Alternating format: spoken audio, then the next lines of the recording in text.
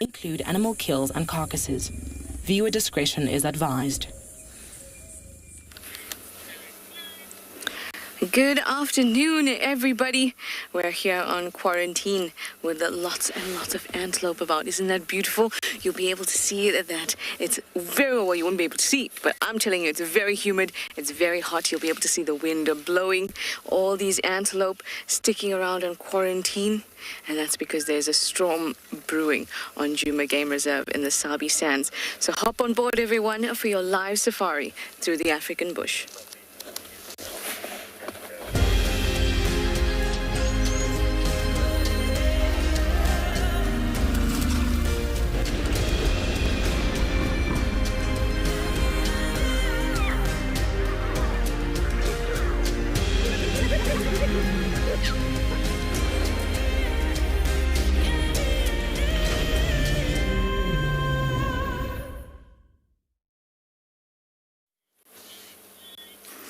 Hello, hello. It is humid indeed. There's so many big storm clouds all over the place. It's quite exciting, actually. And we're here on Djuma Game Reserve in the Sabi Sands. Like I said to you, my name is TRISHALA, and I have got Marcel on camera with me. It's about 30 degrees Celsius, 86 degrees Fahrenheit. So very hot, sticky, and heavy. And that could mean so much. At the moment, it's still too hot for predators. We've got lots and lots of antelope around. But as soon as those storm clouds roll in, and they already have started rolling in, as soon as they block out the sun properly, predators will start to awaken and prowl the roads. And that's going to be very, very, very exciting. Today, I am adamant on having some time at the hyena den, so I'm going to hang around in the general area. Check out the waterholes, treehouse dams, twin dams, and come back and check on the den every now and then. Now it still feels a little bit hot. I doubt that there'll be any action, but I am going to pop in just in case. And then we can go down to Treehouse Dam and the other water points. Maybe even just chill out there for a little bit, see what animals come over to drink and all of that. Like I said, your live safari, so please use that hashtag WildEarth or @FC on the YouTube chat stream. Or you can even go onto our website and register to use the question box. And we would love to have your questions and comments.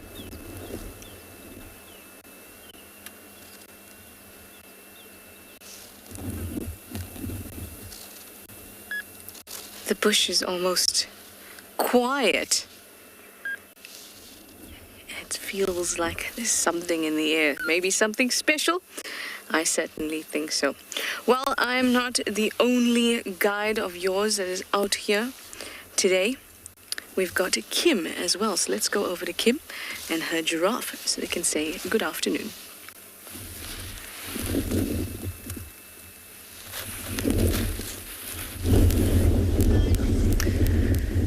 Hello everybody, we've come out on drive this afternoon and found some giraffe, and they are doing something that we don't usually see giraffe doing, and they are sitting down. There's two of them. So welcome to And Beyond Punda. And I'm Kim, and we've got Glenn behind camera with us today. We came out, we found these giraffes sitting down, which is quite unusual, especially for this time of day. Glenn's told me that this morning they actually found some giraffes sitting down as well. So it must be something about the weather today. It's relatively cool, so it's not something about the heat. It's not like they are very tired from the heat. It could be the wind. It's a little bit of a windy afternoon. You often will see giraffes sitting down at night time, kind of as the evening goes on and they're getting ready to sleep for the night, but not really. I mean, it's 3:30. It's quite interesting to see them sitting down like this. They're not even chewing the cud. Sometimes you'll see them sitting chewing, but it looks like they really are just actually sitting and having a little rest.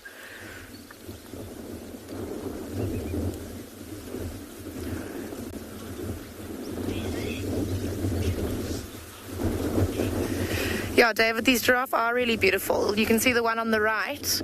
He's got those beautiful dark patterns and those big thick horns. So you can tell that it's a male because of the thick horns and that kind of bald patch on the top of the horns. And you can also see that his ears are tilted backwards. He's probably listening to me talking about how beautiful he is. He's even twitched his head to the side. But they do seem very, very relaxed. I mean, even in terms of awareness, there's not much looking around and ears twitching.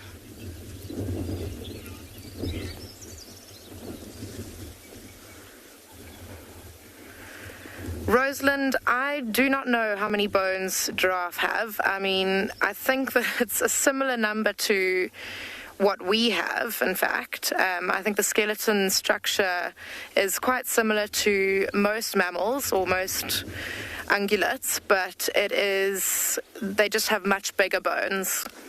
There are actually quite a fair number of giraffe skeletons on the reserve. Maybe we'll come across one later on and we can go and have a little look. But I don't think that it's any number that's much bigger than what a normal ungulate would be. They have a fairly similar skeleton structure, obviously except for that long neck, but it's just longer bones.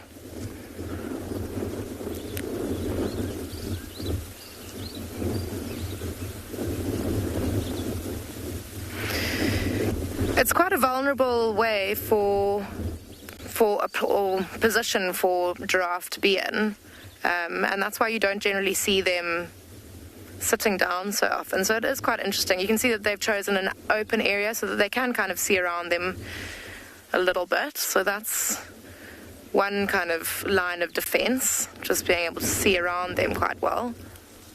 But like I said, they're not even really looking around too much, mainly relying maybe on their ears.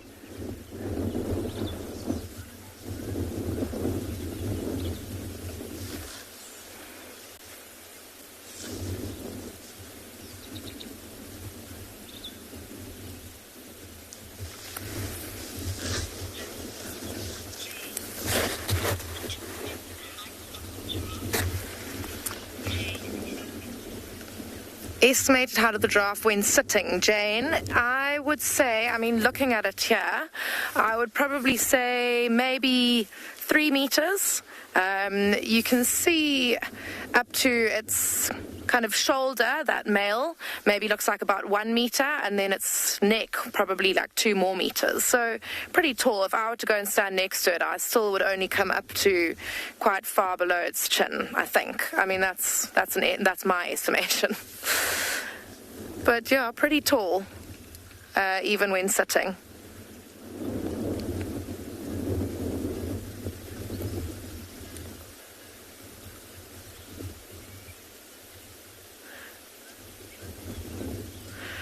I'm quite interested, though, about like this, I keep talking about the alertness of these giraffe and the awareness, but being in such a vulnerable position, lying down like that, they really just seem so relaxed.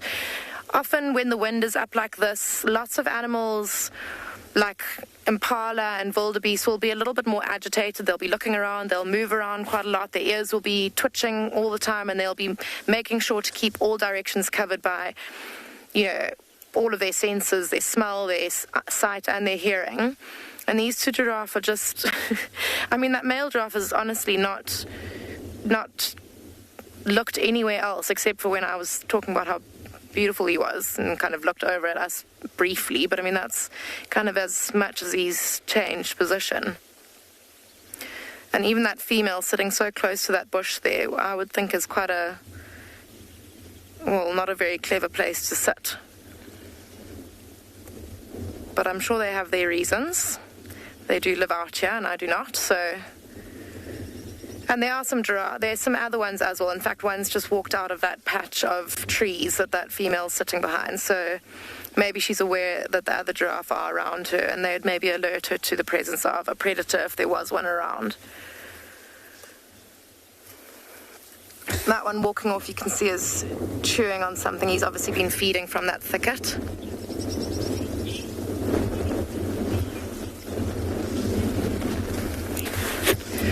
Reggie, there's only one species or subspecies of giraffe on Phinda.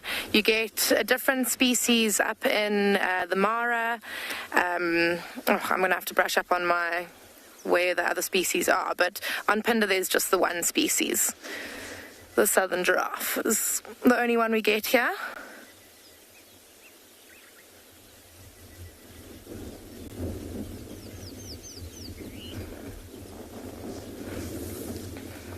I wonder if these giraffe aren't going to just stay here for the evening now. I wonder if this isn't them settled in for an early night.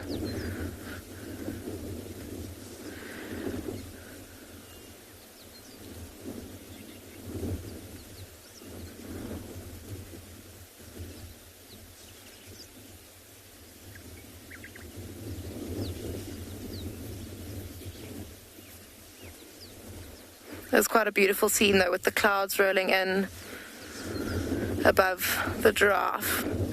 Nice lush green background as well.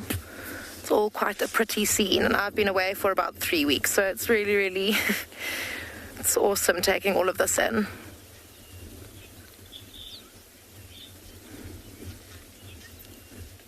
I think we're going to leave these giraffe to their relaxation. I hope that they stay alert, or just keep out of danger. Maybe we'll go and find a giraffe skeleton to have a look at the bone structure, or just see what else we come across for the rest of the afternoon.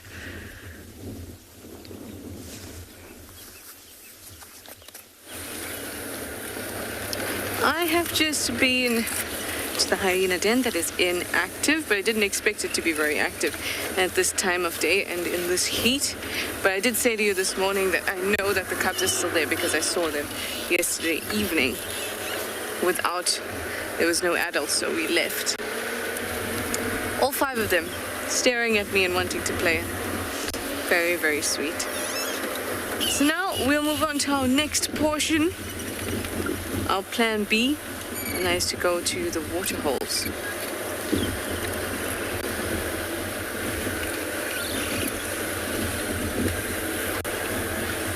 I'm still holding thumbs and hoping for elephants.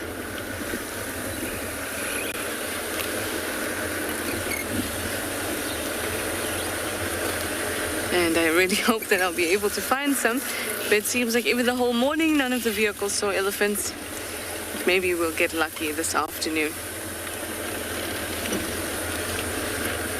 Some will come waltzing in, I hope.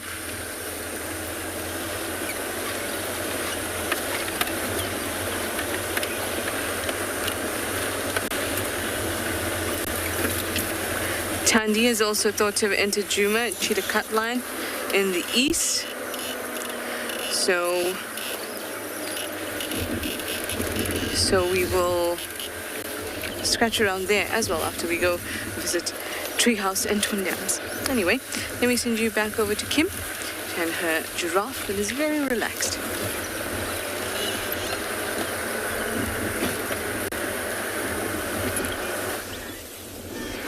Well, I hope Trishala finds that leopard that she's looking around for. Over here, one of our giraffe has stood up. So they are not, or have not, settled in for the night, as I previously said that they may have. He was obviously just having a little afternoon rest. No, it looks like he's probably going to try and get rid of a few ticks that he may have picked up while lying down there in the grass. Shame. Giraffe really do struggle with ticks on Phinda. You can see right up underneath his tail and also under his armpit where he's just been scratching. All those little black dots are ticks.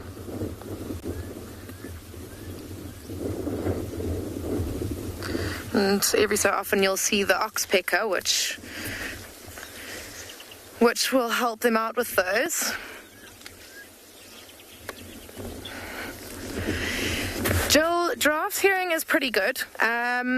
Most animals in the bush have a very good sense of hearing, but I'd say giraffe have a good sense of hearing mainly because of their height, and I know that may sound a little bit odd, but if you think about it, they can stick their head up and out of trees, and then they can hear like above and beyond that. So, you know, if you think about when you like kind of go up onto a mound or whatever, or, well, I suppose that's also mainly for sight, but yeah, it just kind of helps them to capture sound around them a little bit better having that height.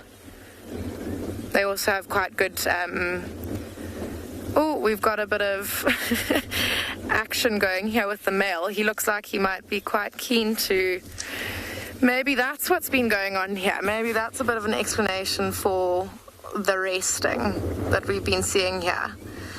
Because like I said earlier, it's a male and a female, and maybe he's been following her around relentlessly, hoping to mate with her. And maybe that's why they are so tired. Giraffe mating is an extremely long process. It goes on and on and on, and it takes loads of attempts by the male to actually kind of do what he needs to do and be successful in it. So I can imagine it's a pretty exhausting activity for both parties.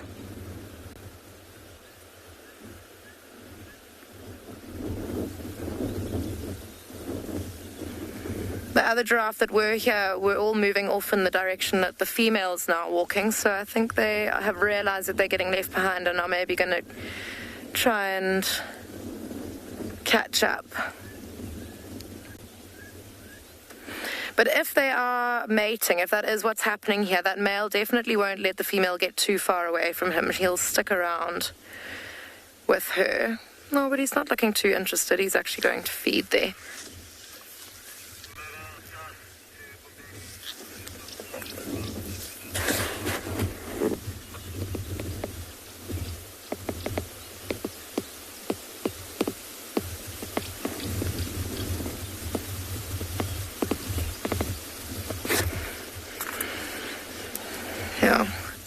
I think they're heading off to go and find those other ones that have moved off. I think if we move forward, they did all kind of head off towards this area ahead of us. We may be could catch up to them in front of us.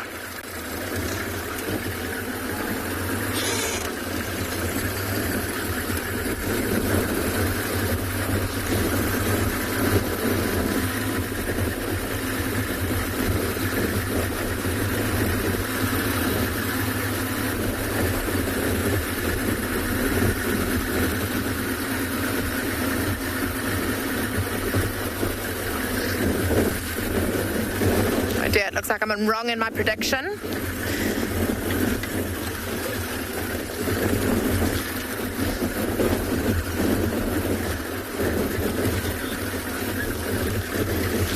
Okay, we're going to carry on looking for these giraffe, and we'll send you over to TRISHALA and her hippos.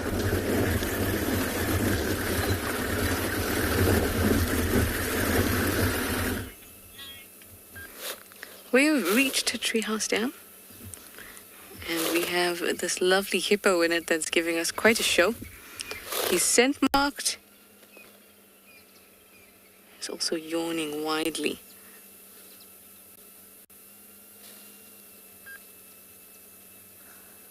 He's only ever by himself in this dam. Perhaps he'll find a companion once we get some good rain. And some cows feel like they want to find a nice bowl with a good patch of water. I think this is a good patch of water. There's some nice grass nearby.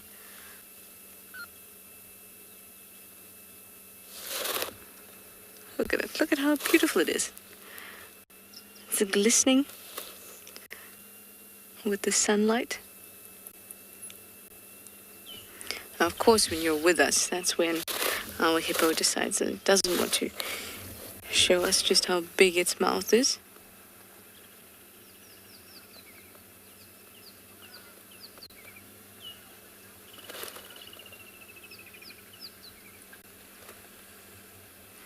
Maybe you heard the other vehicle coming and ducked down. Oh, there we go. Up again.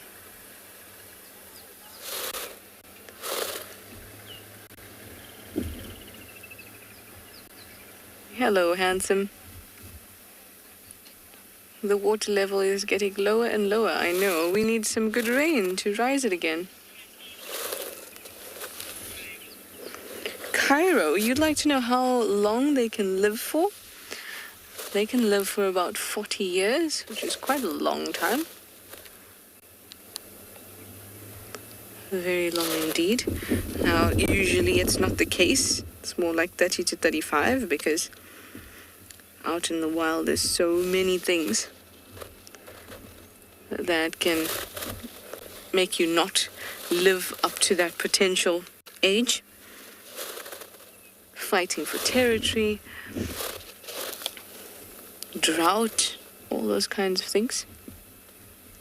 But they can live up to 40 years old. In captivity, that's probably a different number, though.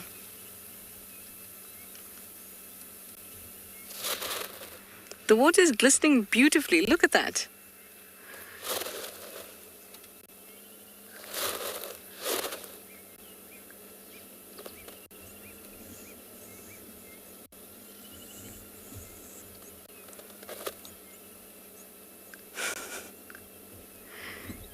Hiding from us. Oh, I love it when they turn their ears downward and then submerge. Looks like they're telling you where they're going. You're going down now. Very cool.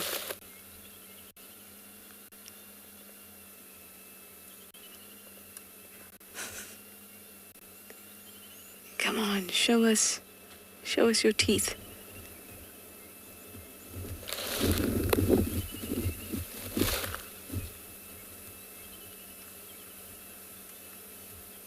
He's usually very relaxed, this hippo. But today, as soon as we pulled up, he started to display, and when they display, they open their mouths up very wide, thrash around a little bit, and then, of course, spray their dung with their very soft, short tail. Bob, you'd like to know how long they can last out of water? Quite some time. In fact, they're days. But that means that they will damage their skin. But if the weather is right and it's very, very damp and rainy, they can persist for a long time out of water. In fact, hippos have moved, especially in the St. Lucia area in KZN, hippos have moved and walked over 1,000 kilometers from the estuary. Sometimes they've even gone into the sea, back into the estuary, and there's lots of adjoining estuaries along that coast if you keep on walking, and hippos have known to do that. And for them to travel over 1,000 kilometers will take days and days and days. Of course, they'll probably find a patch of water and go back in and come out and things like that. But they are water dependent in the sense that they have sensitive skin and adaptations that other animals have developed that would allow them to stop or prevent them from losing moisture. They didn't have to invest in those things because they chose an aquatic lifestyle. But those are not things that are detrimental to their survival. It's not as if they have gills and they need to breathe using their gills and taking oxygen from the water. So they're fine outside of water. It's just that they will not feel safe. Being outside of water for long periods mean that they'll have to increase their feeding capacity, because at the moment they don't eat the usual 5% of body weight that mammals do. They eat less. They eat about 3 to 3.5%, and that's because they expend a lot less energy being in the water. So they'll have to eat more because now they'll be out of the water for several days. So there's a whole lot of things to consider, but it doesn't mean that they'll die just because they're out of the water for one day.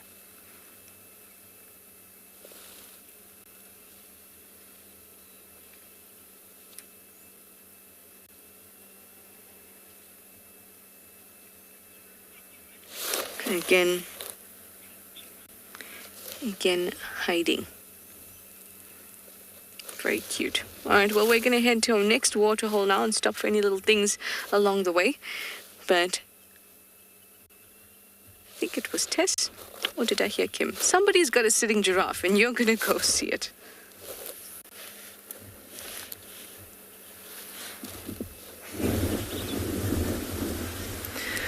So, would you believe it? We've gone around the corner and found a bunch of giraffes sitting down again. So, there were actually 6 sitting down. 2 have now stood. And while they were sitting down, we noticed that the one who's now rubbing his head against a tree was quite badly injured. And he's actually rubbing his injured ear up against the tree that you can see now. Yeah, his one ear is actually, you know, it's halved, I'll say. Half of it is missing. And before we could see, he had a very swollen eye. I'm referring to him as a him because he is a male. Again, you can see from the horns. But yeah, I think it's fairly safe to assume that that is from a fight with another giraffe. I do not think that a lion leapt up and scratched his eye and ear. I think that he obviously had a skirmish or well, I won't call it a skirmish, more an aggressive fight with another male giraffe, and his ear might have actually been kind of mashed off, like kind of hit so hard that it's just fallen off. I'm sure lots of people or lots of the viewers might know how giraffe fight, and they fight by swinging their necks and heads at one another, and they use their horns or they kind of use their necks rather to aim their horns at each other's bellies and necks. And yeah, I think that's what happened to that poor guy over there. His eye is completely swollen shut, and he's got blood on his one horn. Shame, he's really not in a good way, and I think when he was lying down he kept shaking his head as well, like it's obviously really irritating him. And if it were, I mean, the reason I'm so certain that it's not a lion or a predator that has done that to him is because there aren't any other injuries on his body below his ear, so, you know, it just kind of makes sense that it wouldn't be anything else other than a fight. But I mean, sure, you know, can you even imagine the force or brutality that would have to go into creating an injury like that? I mean, his ears, yeah.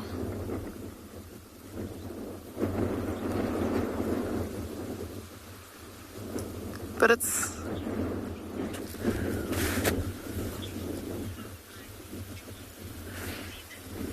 Phoenix, that's an interesting question, and one that I haven't actually thought about before, but it's actually fairly common. I see giraffe with oozing eyes on a relatively regular basis. In fact, one of the ones that we came from just before this, I thought might have had a bit of a swollen eye, was another male. And it's probably from exactly this, fighting, you know, with one another, hitting each other with their heads. And as you can see, there's not much to protect their eyes, so they kind of have these blows. They hit each other so hard with their necks. They put like kind of all of their strength into catapulting their poor heads forward onto each other's flanks. And yeah, I think that's probably, you can imagine like their eye getting bruised and then all that ooze and infection coming about. I'm going to have a look at some of the others. It does look like a group of males. There's a young female there. But yeah, it's a group of males. Just looking to see if none of the others have any kind of injuries, because maybe the one who was fighting this guy is amongst the group. But it's possible that, in fact, it might have been that other male that we were with previously, who was with the female and who might have been mating. Maybe they were fighting over that female and this one came off second best and that other one was victorious. We're going to stay with these giraffe, I think, and see what their movements are. We'll send you over to Tess now.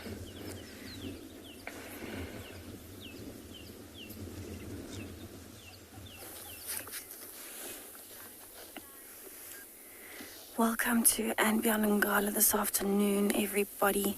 I'm actually sitting here with a red-crested korhaan. It's sitting on top of the termite mound. You can just see its head. It's looked over at us.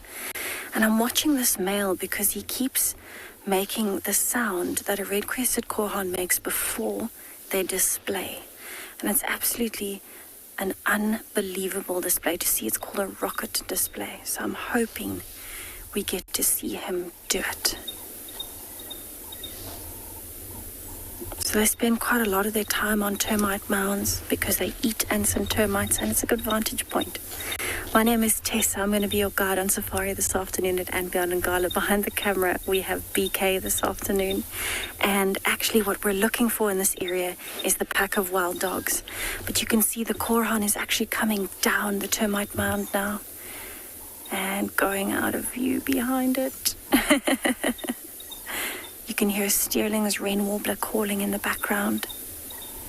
Sounds like a telephone ringing. And this korhaan does an absolutely... It's a very unique display. It actually calls a very loud whistle over and over and over again. And then when it's done whistling, when it gets faster and faster, it flies straight up into the air, very high, very, very high, a good few meters up into the air.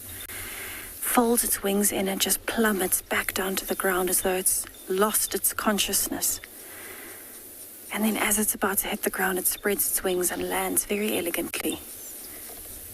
But they're a very strange looking bird. It almost looks like a baby ostrich in form. It's got a very long neck, but very beautiful colors. And it's only the male that displays like that now in the mating season for females. So this bird, as well as the bird calling in the background, the Sterling's rain warbler, are both our star birds for Ngala. Carla also love these birds. They are very unusual. But what we do at all of our and beyond lodges, we choose 10 special or star birds for every lodge that's special to the region or to the reserve in particular. And this is actually one of them. This and the bird calling in the background, which is the Sterling's rain warbler, a tiny little bird right at the tops of trees. But I always love watching a red-crested korhaan because they look so unusual. And the reason it's called red-crested korhaan is actually quite unusual. They have this red crest that pops up at the back of their head only in the mating display. And I've only seen it once. I haven't seen it more than that. It's very unusual to see, and so everyone always asks why on earth is it called a red-crested, because the head is actually beige. But it's this crest that comes up at the back in the mating display that is that bright red color. Very unusual bird, but I do particularly enjoy them. So it seems to have gone behind the termite mound, and this is probably the termite mound within its territory.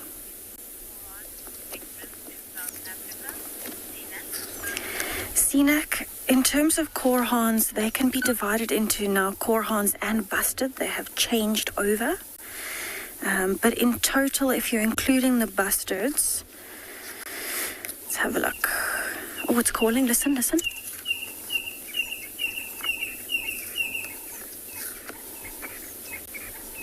And it stopped. It didn't do the display. That's all right. So we've got 8 species of bustard and korhaan combined.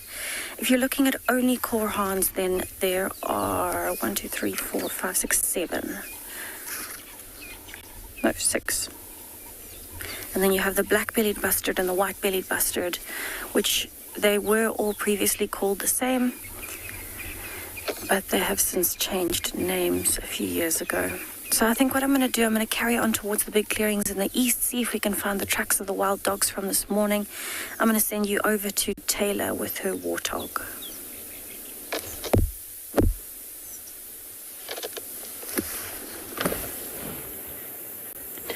Oh my goodness, I am so excited to show you what is disappearing behind the bush.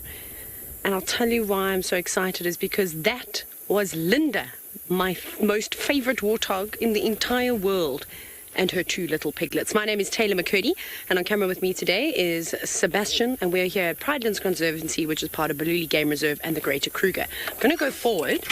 Hopefully everything stays as I'm hoping, because to get a view... Sorry, the radio off. Okay, I'm going to stop here. Now, for those of you that have been watching this wonderful live safari for quite some time now, and you've been following us here at Pridelands, you'll know that I have become quite fond of a warthog who's missing her left ear, and she has been dubbed Linda. Now, I thought she had been eaten or died of something, because I haven't seen her for about a month and a half at least, and I was really worried about her. And she just appeared this afternoon, which was so cool. I almost jumped out of my seat, but I had to do so very quietly as to not scare the two little piglets that she has. Now, the reason why I'm also so excited to see her is that Linda is quite well habituated to not only the vehicles, but also with the sounds around camp. So the eco training camp is right here, and I thought that if she does have little piglets, which she does, she'd be quite relaxed, and it would afford us for quite a nice game viewing experience. And that's exactly it. She came right up to the car. It was so crazy. She must have only been about 5 or 6 meters away from us at one point. She quickly had a drink. The little piglets struggled as they went through all the divots, all the big footprints that the elephants have left behind in the mud, which was quite funny to watch.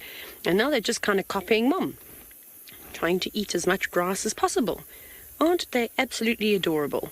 Now, I don't know if she's just had these two or if she did have more, but the chances of survival of these little piglets is not that great. Now, Brad, I haven't got a clue what happened to her ear. You'll see if she does turn around, we'll get a decent view of it. If not, I'm sure there's some wonderful people who will share some images on the social media. So it could have been that maybe she was involved in an altercation between a hyena, a wild dog, a leopard, or something like that, and they got hold of her, and she was able to escape, but unfortunately losing a part of her ear. That's what I would imagine that had happened to her many years ago, because it doesn't look like a fresh injury at all. I don't think that it's affected her hearing too much. It seems to just be the outer part of the ear. Now, obviously, that outer section of the ears is very important, because when they put them up like that, you can see it's sort of little, quite concave. Wild dogs have got really good ears, almost like little satellite dishes, and they can pick up sounds quite easily. I mean, and warthogs' eyesight and hearing is fine, but their best sense is their sense of smell. Oh, come out, little piggies. You can see that's a bit hot for them. They're just in the bushes. Sorry, we've just got a tree in front of us, but I don't want to move around too much now. But it is awesome just to get a glimpse. So I'm glad that we know that Linda is alive, and hopefully she'll go straight back to her old habits and visit Ndlovu on a regular basis. Oh, it's a pity she's only got two. Like I said, I don't know if she only gave birth to two, or if the others have maybe died. Oh, small enough to go right underneath the belly. But let's hope she keeps them safe. There's a lot of predator activity, particularly in the form of hyenas, around the eco-training camp.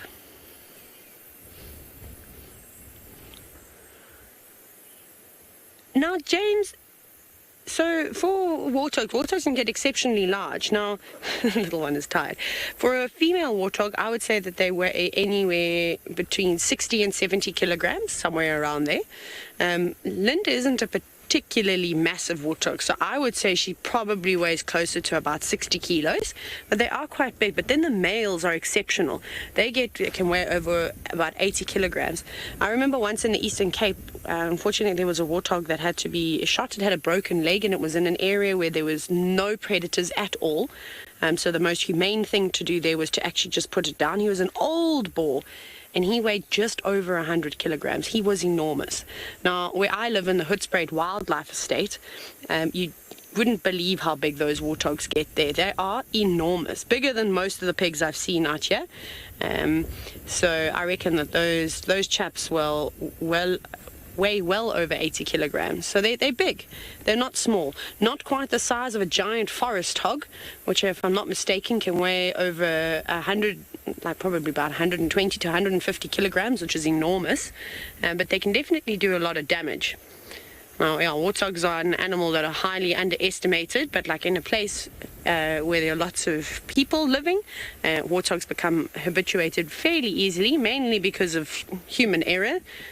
You know, everyone that comes on holiday quite like to feed the pigs, but this can be very dangerous. I know I had a standoff with 3 boars not too long ago, and I kid you not, I jumped up on the table so quickly to get away from them. They weren't happy when I said, no, you can't have any food, because they've obviously been, you know, they beg and they get food, yes. As your dog would beg at home for scraps under the table, that's what these warthogs tend to do too. But they're armed with big tusks. She hasn't got particularly impressive tusks, the ones that you can see. The ones that you can't see, or you can just see a little bit, those smaller tusks on the bottom jaw, those are like steak knives. That's what I'm actually worried about. They're so sharp from rubbing up against on the top set of tusks that's really what's going to hurt you. Hello, little ones, trying to have a suckle, but mom won't stand still. Isn't this awesome? This is so cool to see the little impala lambs. I love this time of the year. I think most people like it. You see the tiny little warthogs. Mary Beth, yes, warthogs can live in a sounder where you can have a community of females and their offspring all living together.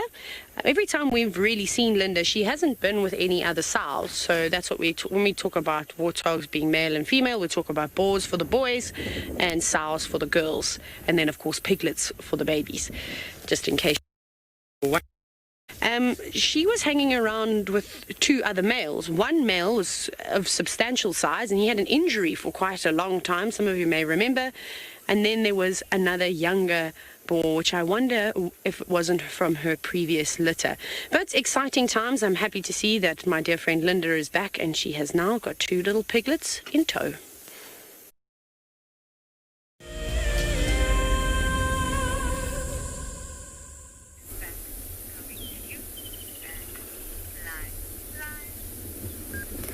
So we have got quite a beautiful set of clouds coming in, with a storm expected this evening here at Ngala. And we're sitting in a beautiful clearing watching the stunning clouds.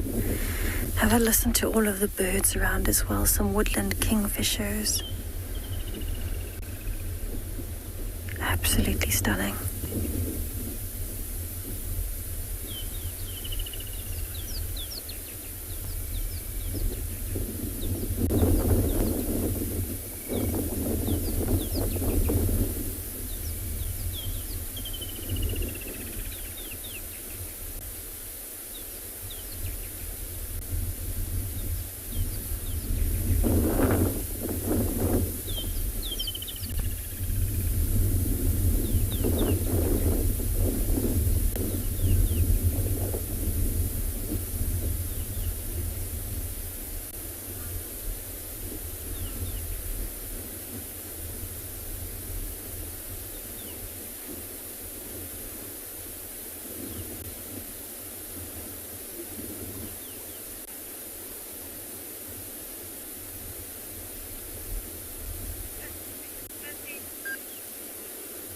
Isn't it wonderful to just be able to sit and take in all of the sounds around us?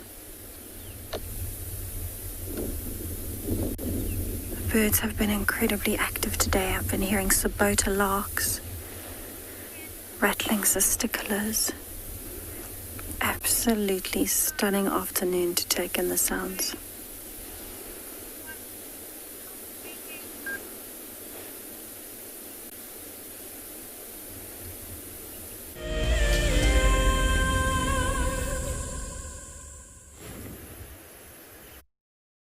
Look at this perfect view. Hey, isn't this so awesome? Now, for those of you that have never been on a safari before, I cannot tell you how normally when you see a warthog with piglets, it is just a fleeting glimpse. They are, as you can imagine, like we see with the impala ewes, when they've just had their lambs, they're quite nervous, you know, they're very, very vulnerable. And warthogs make great mothers. They are so protective over their young. So I'm glad that Linda is back. I really am, and I'm so happy that that she's still so relaxed after being gone for so long. I don't know where she went. And you can see those little ones are just having a bit of a drink. Now, those little piglets, they're going to grow up super quickly. They're going to suckle for the next 4 months or so. But like I said, as you can see, they're already starting to graze. They won't be taking too much of that grass into their diet. They're really going to be relying on mom's milk. I'm actually not sure of the quality of warthog milk. That's something I haven't researched before. Obviously, we talk about elephant milk and rhino milk and hyena milk, but I don't think I've ever discussed warthog milk. So that shall be jotted down in the notebook to find out some more information on that. Thank goodness for the interweb. Yes, little one, it's very exhausting. You've got to suckle, now you're going to try and chew and put your bottom down on the ground. I don't think they've quite worked out how to maneuver as mom is and how efficient that is. Now, I'm not sure if it's TAYLA, like my name. If so, your parents have got wonderful taste, or if it's KAYLA. Either way, you're just 12 years old and you've been asked about the tusks of a warthog and what is the longest length that they have ever got. So the tusks that get the biggest are those big ones that curve up and back towards their face. Now, with the boars, I've seen it before where they curve all the way out and almost touch. I'm not exactly sure on the size, but if I just, at a glance, it looks like almost the length of a ruler. I'd imagine if you straighten them out, I think it would be quite close to 30 centimeters or so. But maybe between the average size is about 10 to 20 centimeters. I'm, of course, just what we call busking. I'm just taking a chance. I actually don't know the answer, so if anybody does know the answer, you're welcome to share it with us. But they do get quite long. And remember, a lot of the tusk is you can't see, so there's still a section that goes back into the skull. And that's actually quite a fair amount. We'll see if we can't find a warthog skull somewhere and have a closer look, and then you can see how long the tusks actually do get. Hello, girl. There we go. Now you can see her, how she's missing her left ear now that she's turned around. You can see it's a very old injury, hey? It's not anything new, and I don't think she was born. I don't think it was a deformity, because it actually looks like it might have been from an injury. Hello, little ones. Oh, they're so precious. Also, tails swatting so quickly trying to get rid of those little flies, and they've been quite bad today. Although they should get some relief from all the biting insects because the cold weather is upon us and there's rain that's being forecasted for later this evening.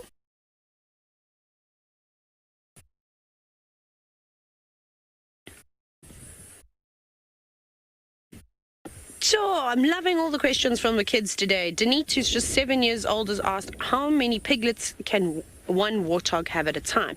It's normally around 4 that they will have. They can't actually have as many little piglets as you know, the pigs that you're normally used to seeing can have, unfortunately.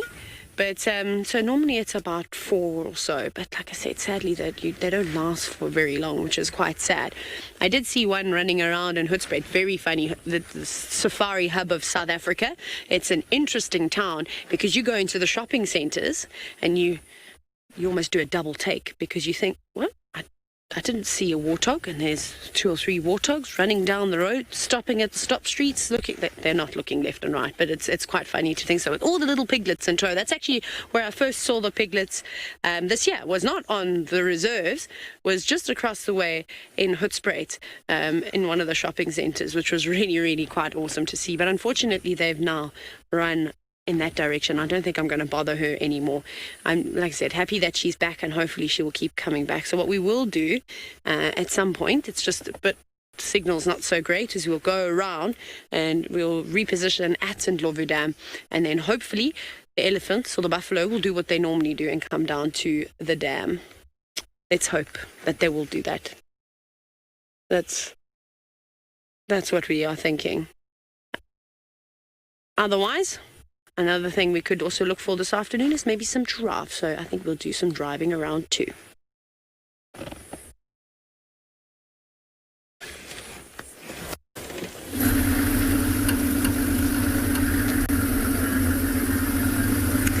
Welcome back to Untitled Chapter, everybody. So I'm on the move again. I'm taking one of my favorite roads on the reserve, looking for the wild dogs from this morning. And I actually saw a hyena coming this way earlier. So that's actually why I decided to come and do this road. The last place that they were seen was just into the bushes on the left here. So I've been driving and looking for tracks as I go. Luckily, with a pack of 21 wild dogs, it is quite difficult to miss the tracks. So I've been driving along just checking. They haven't crossed the road behind me to the left, so I'm checking to see if they've crossed this road towards the Timbavati riverbed. It was actually quite warm over lunchtime today. The sun came out. And now that the clouds are rolling in again, I'm hoping the wild dogs are going to get a bit more active. This is also where they chased a leopard out of this bush on our left this morning.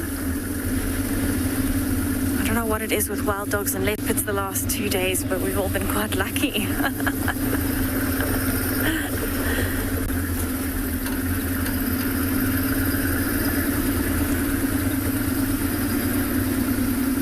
You can see there's quite a bit of wind blowing. You can see the bushes blowing around me. And this is a good thing because it's cooling everybody down, but it also means the wild dogs are more likely to hunt.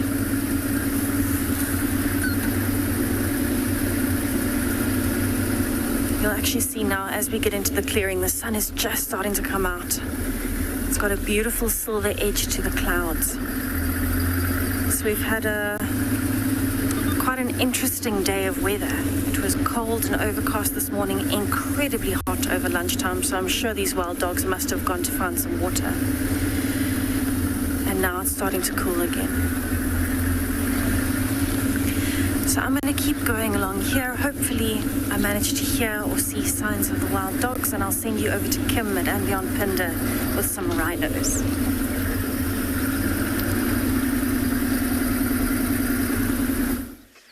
We have come across some white rhinos, and as you can see, they are as interested in us as we are in them. They're all giving us quite a bit of their attention.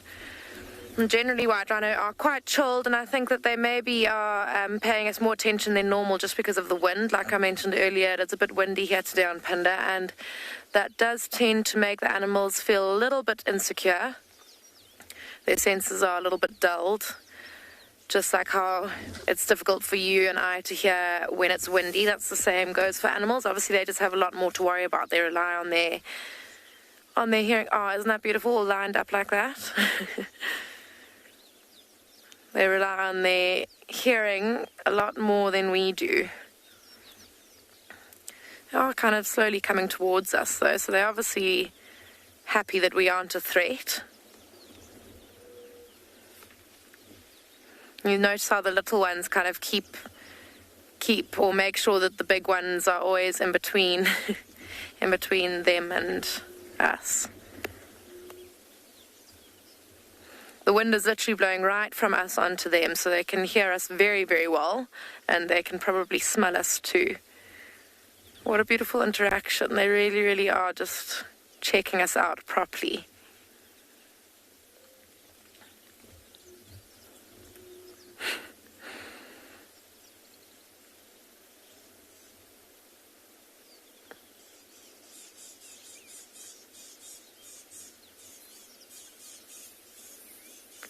Can see a couple of them, or one of the small ones has been rubbing himself up against a termite mound, one of those red clay ones. So interesting how you can see how they've got the older ones on the outsides and the younger ones on the inside. It is a fairly young group. I don't think that any of these rhinos are fully grown, and I don't think that even those youngsters belong to any of these older two. I think it's just a young group of rhinos who have banded together to keep each other company and keep each other safe. Those two youngsters are definitely old enough to have been weaned from their mother by now. It's possible that far female, the one doing a wee at the moment, is the mother of one of these calves, but she can only be the mother of one. And that other larger one is a male, so it's a young male. Quite an interesting little dynamic that's that they've got going here. And that's why I say I think it might just be a group of youngsters keeping each other company.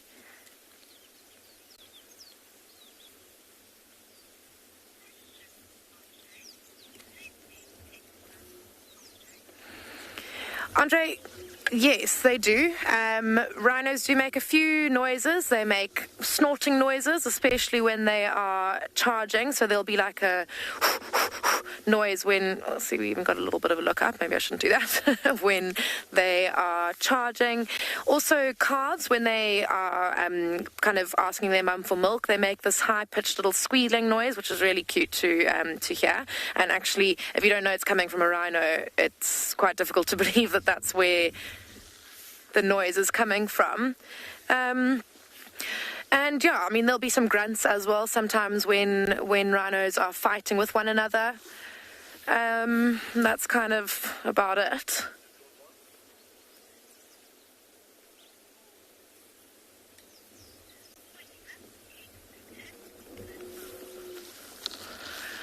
So we're going to stay with this little group, I think, and see what their movements are. They seem very interested in us, and I think that we're going to stick with them. But Tess has found some wild dogs, so we'll send you over to her for now.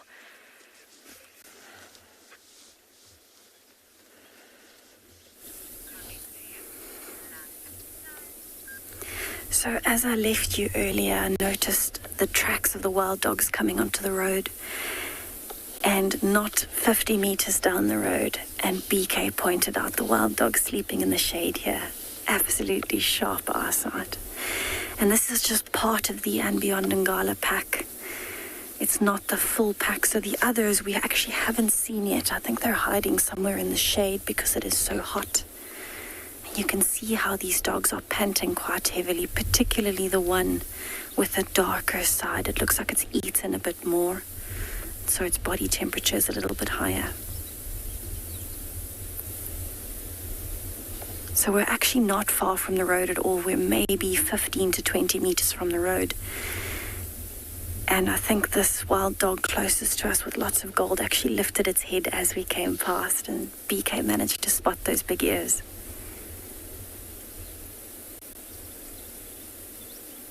Shame you can see the flies are bothering them a bit. The ears are flicking.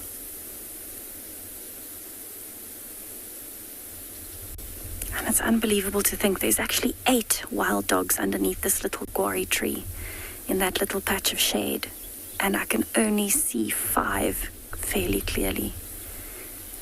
The other 3 are blending in so well in the grass just behind the guari tree.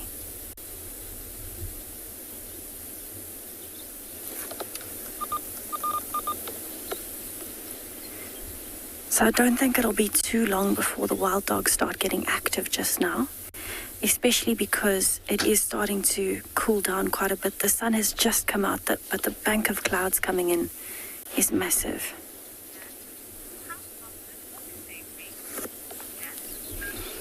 Jack, wild dogs will mate once a year in the breeding season. So they won't mate multiple times in a year unless maybe they lose some of their pups. So if they lose the entire litter, they might mate again. But they usually mate once a year, and then they'll be pregnant for around 3 months. So they actually should start mating fairly soon to give birth in May or June, but probably May, I would think. In that period of mating, the male will actually be very protective of the female, and he'll mate with her as often as he can in those few days when she's in estrus. It's actually very interesting because the females might try to align their estrus cycles, so they might try and mate at the same time, and that can cause a lot of unrest within the pack because the dominant or alpha female doesn't want other females to have pups unless they know they need to grow the pack very quickly. And so if that happens, that second female, we're getting up. That second female might actually get kicked out of the pack or have to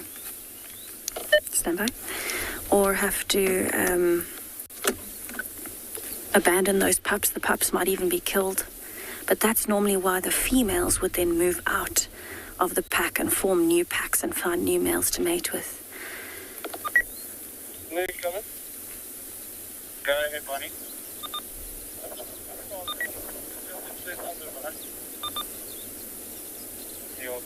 lot of wind. I didn't copy much. But you asked for position. I think we'll start this off river east of Victoria from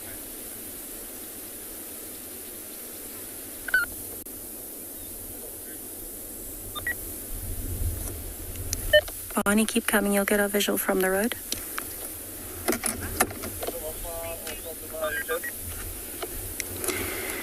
So I'm going to stay here and see what happens with them. They look like they are having a nice snooze, and hopefully they get up soon.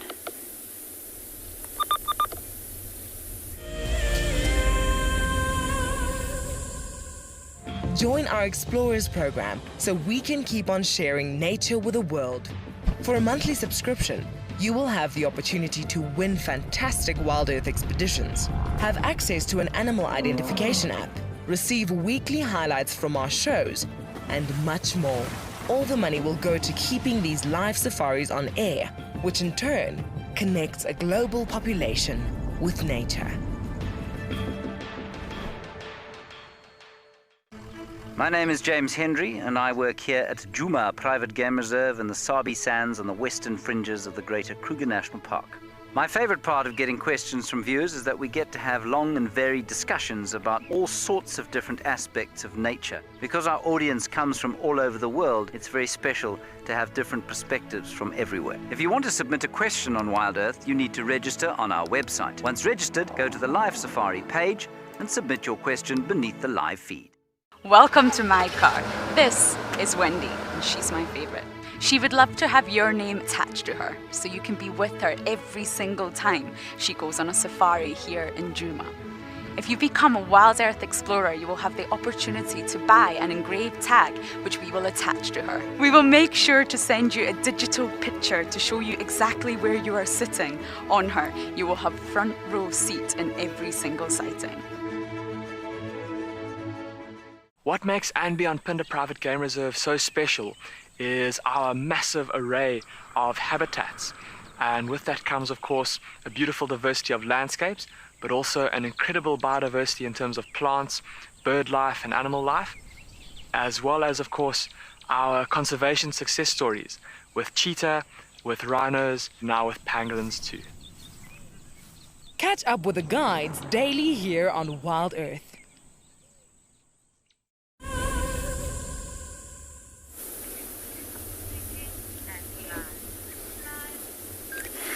So these wild dogs are still nice and sleepy here at Ngala. You can just see the flicking of ears. That's the only movement you can actually catch with the eye. And that's just to try and get rid of those flies at the moment. But they are looking like one big tangle of wild dogs at the moment, almost like a puzzle. Can't even see a gap in between them, which is quite interesting because it is so hot today.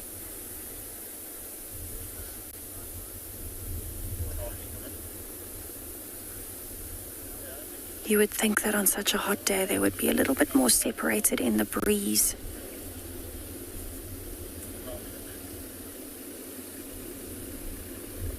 But they seem to be enjoying that contact. It's all part of social bonding.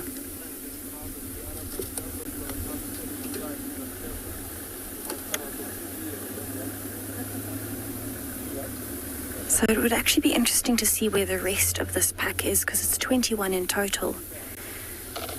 So we're missing quite a few, and it looks like all the pups that are missing.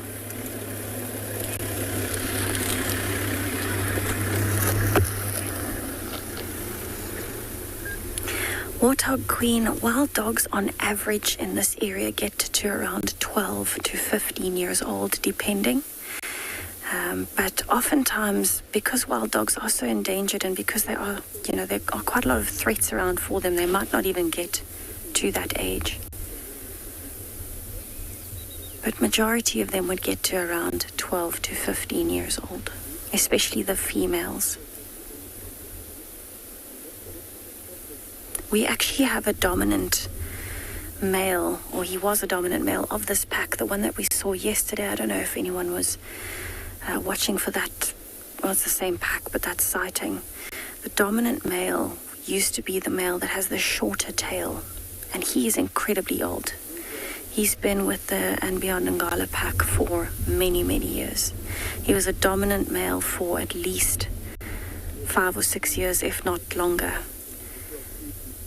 And he's still with the pack. He just runs towards the back of the pack now. There's a new alpha pair. And I would think he's actually quite a bit older than 15. He's been incredibly lucky.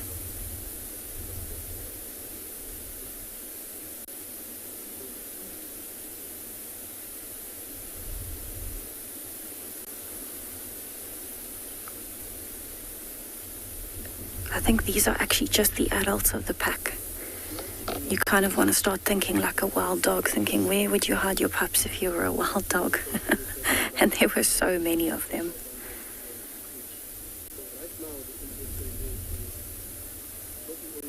I would think they're actually somewhere very close by in a thicket. But it'll be very interesting because now that they're flat, they're still bonding, they're still awake, but they are resting. But as soon as one wild dog starts to wake up, it is absolute commotion and chaos. They all start to wake up. There's a lot of squeaking and playing that happens, reaffirming those bonds, reasserting dominance as well. The dominant pair will often go and greet each individual pack member or dog. And then they submit themselves to the dominance by licking the dominance on their mouths and often lying flat on their backs on the floor.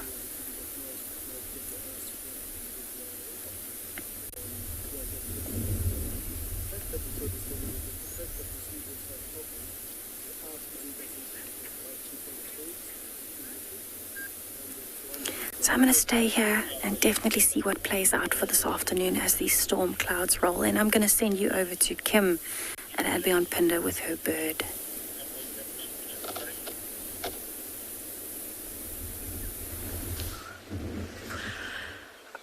So you're probably now looking at a branch. And just seconds before you came to us, there was the most beautiful little African pygmy kingfisher sitting there. And that is a very colourful little kingfisher. And I suspect that he was hunting for insects. And I think that what has happened is that he obviously saw an insect or lizard and went off to go and catch it. So unfortunately, I think we are going to have to move on from this area because I think that he won't be coming back, unfortunately. We are going to just carry on driving. I was planning on heading to a watering hole to see what we can see there when I saw this bright pink colour out the corner of my eye, and we stopped to have a look at what it was and that to you.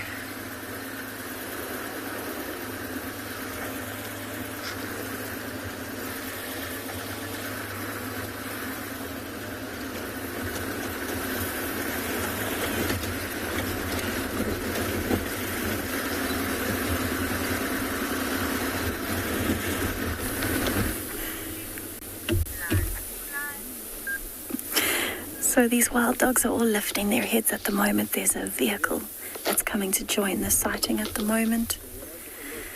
And I believe there was actually a hyena just to the left of them as well. It's hiding in a little pan system at the moment, cooling off. And I think it might have been the hyena that I actually saw earlier. It was running this way, which made me do this road.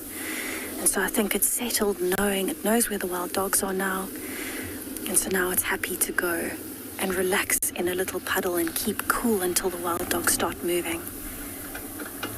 But their bellies are so full. They've definitely had a lot to eat this morning, which is making them extra lazy. They're only waking up for movements. I should imagine, though, if that hyena came in here, there would be quite a commotion.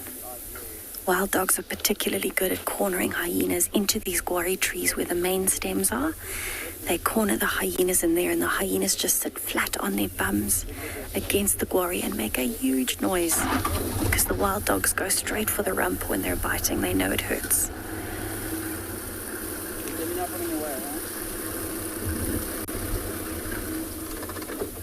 That wild dog that's closest to us is actually very beautiful. She's got lots of gold on her.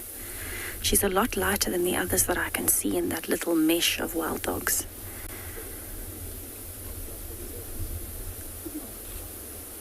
And that gold color is really stunning, especially in the afternoon light.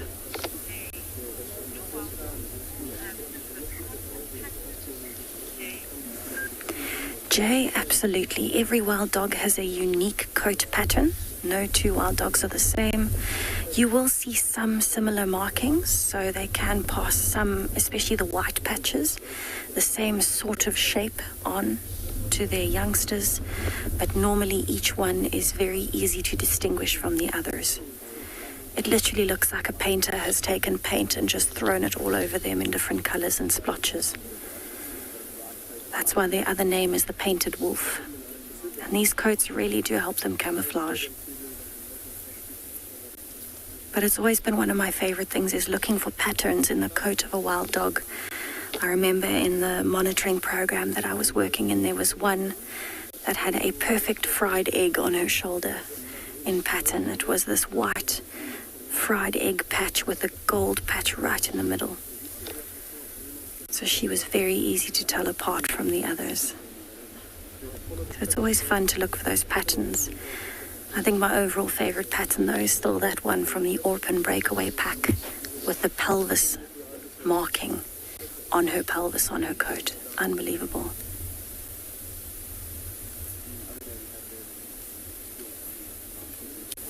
So the wild dogs that you find in this region in terms of their coat color are actually quite different to the wild dogs you might see in places like Botswana, because they have a lot more black in them. Ours have more white and gold in them. Jane, wild dogs will hunt usually every single day, twice a day. They are what we call crepuscular, which means they're active morning and evenings. And so they would hunt every day, twice a day. They've got a very fast metabolism. And with so many mouths to feed, can you imagine feeding your family of 21 every single day? It would be quite a tough task. So they've got to make sure that they kill enough. That being said, I have watched them make 4 impala kills in a row in the space of about 15 minutes before, and it was this exact pack, because they have so many pups every single litter that there's always a lot of mouths to feed. I think the record for the amount of pups in a single litter actually was 19 pups in one litter. One poor female that gave birth to 19 pups. She was massive. You can imagine the size of her stomach.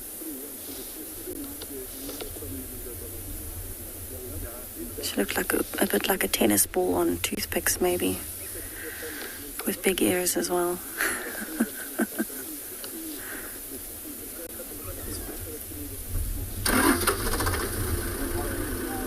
I think they're enjoying the breeze. It's picking up quite a bit. The sun has gone away. The storm clouds are coming in. So I definitely think they're going to start at least rolling over sometime soon and repositioning. Oh, wow, look at the white on her chest. Oh, it's a him. Hello, boy. They've got such dramatic gold hair on the inside of those ears as well.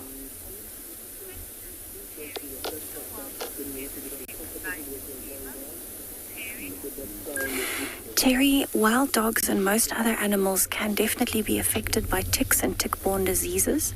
Tick bite fever is more of a human ailment, actually. So in animals, it's called biliary. And they definitely can get those kinds of diseases from ticks. So that's why they often groom each other. It's why they scratch and why they do want to be careful. I think what I'm actually going to do is I might actually reposition a little bit. This wild dog is actually eating grass in front of us. So I'm going to pull a little bit forward for you and just hopefully we can see that nice and clearly.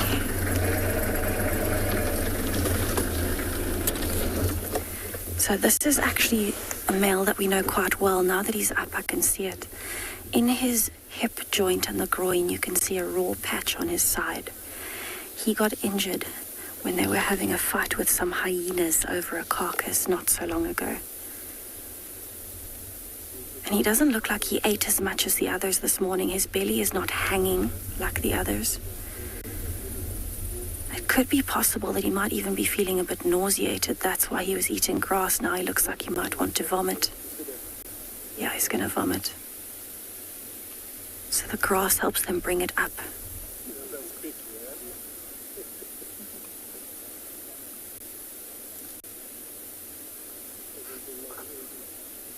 There we go.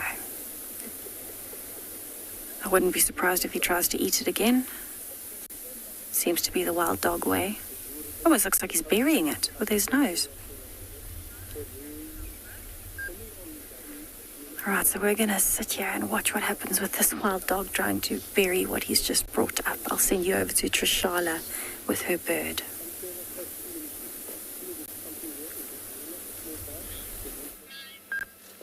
Here we have our red-crested korhaan in its usual spot.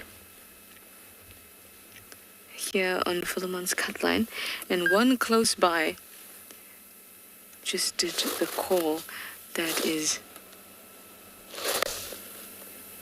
usually an indication that they might do their suicide drop. So we're gonna sit and watch, see if we'll get lucky.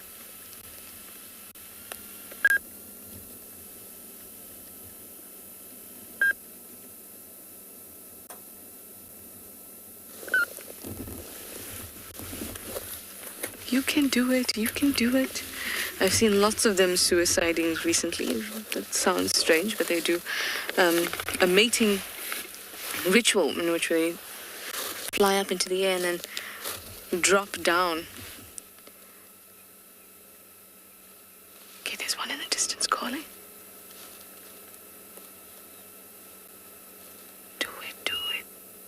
Do it, do it, do it.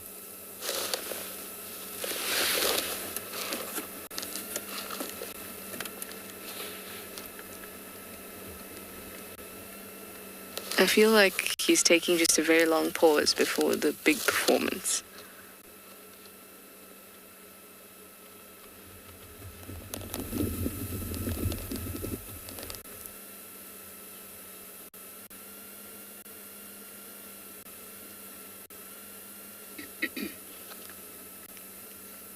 Come on. So impressive. The first time you see it, it kind of looks like there's just a black plastic bag floating in the sky.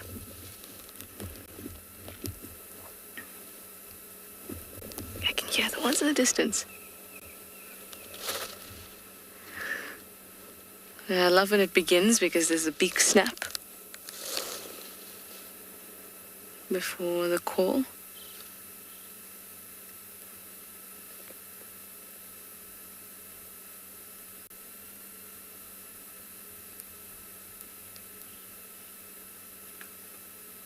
I think this one's a bit camera shy.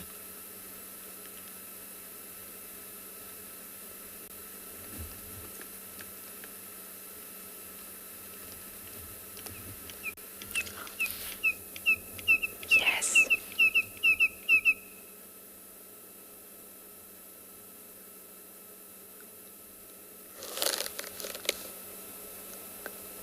Cold but no display for us.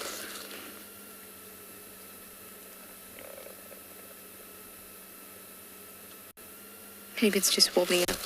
That was it clearing its throat.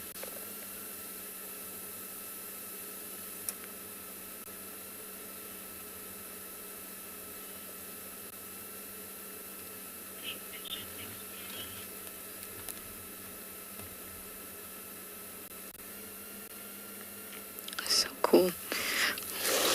I hope that it will actually do it for us, but we can only hope.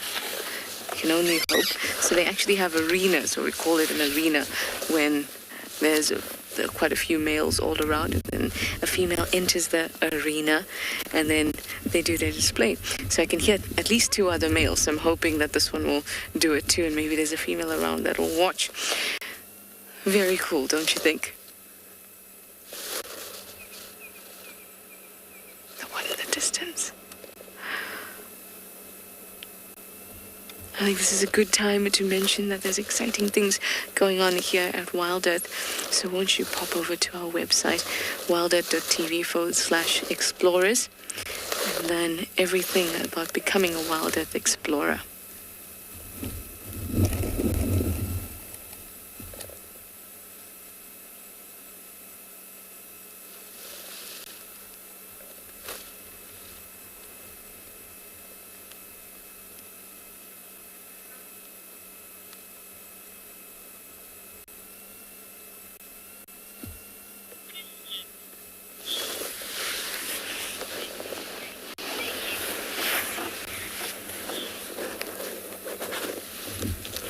I feel like this is a very poor place for them to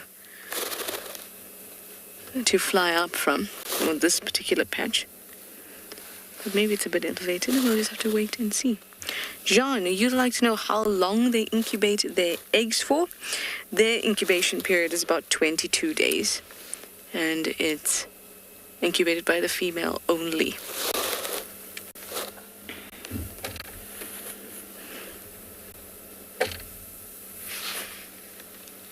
And their laying dates will be anything from now, or actually from like a month ago, until March, April.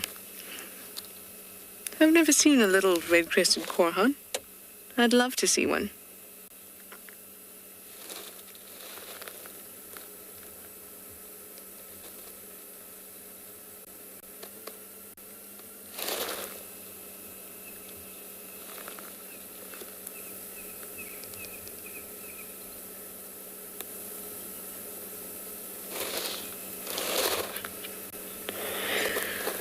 Oh, I gave you the arena this time, red-crested korhaan, and you didn't want to display for me. That's fine. Hopefully you will another time. But now I'm going to move on from you.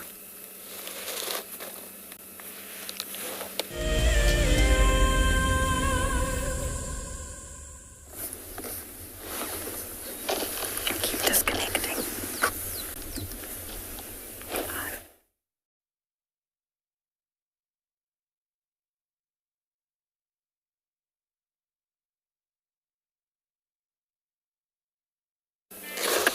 Sorry about that, guys. I'm sure we'll get Ngala soon. I'm still hearing the red-crested korhaans all over the place.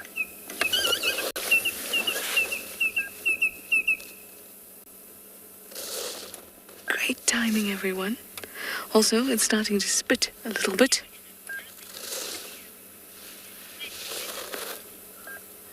It's starting to rain just a little bit. Well, let's have a listen to this guy and hope that he'll do it for us again.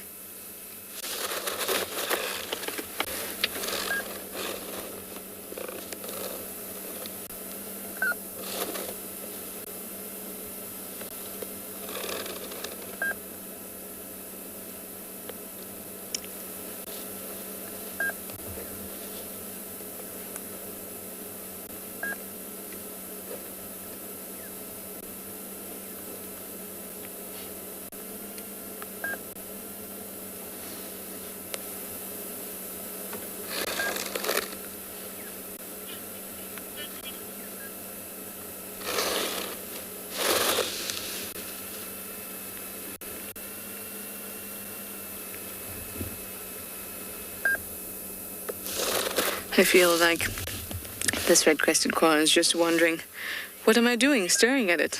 I'm waiting for you, but it's fine. I'll move on now.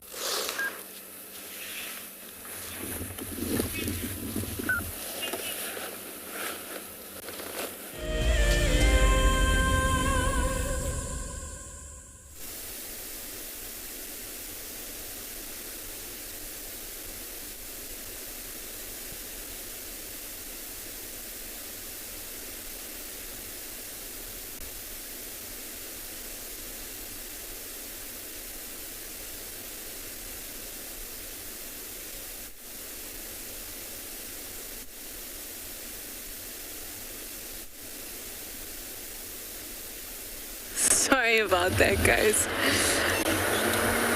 At least we have this lovely impala to keep us busy until we get Tristan back. I can hear the rain falling.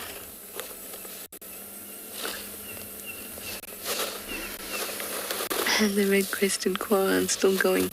Gosh, I need to get off this road, otherwise I'm never going to move off this road because I keep wanting to listen to them and hopefully see them suicide. It's actually called rocketing, but sometimes, well, colloquially, everyone says it's a suicide bird.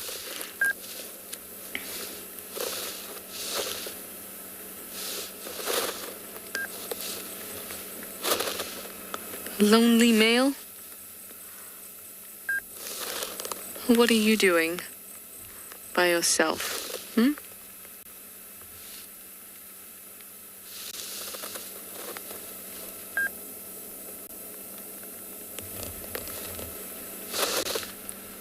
Nothing, just eating.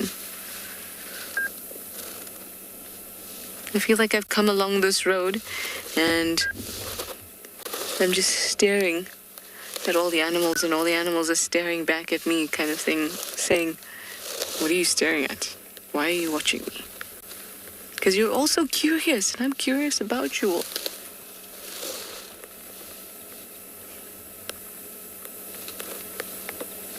I wonder if you can hear the very light rain falling.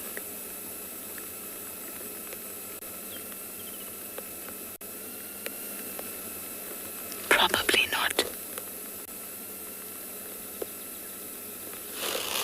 I feel like it stopped as soon as I said, can you listen to the rain falling? Anyway, I need to move off this Philemon's cut line. Too many distractions. I want to go up Zoe's. And I'm going to send you over to Tess and her wild dogs.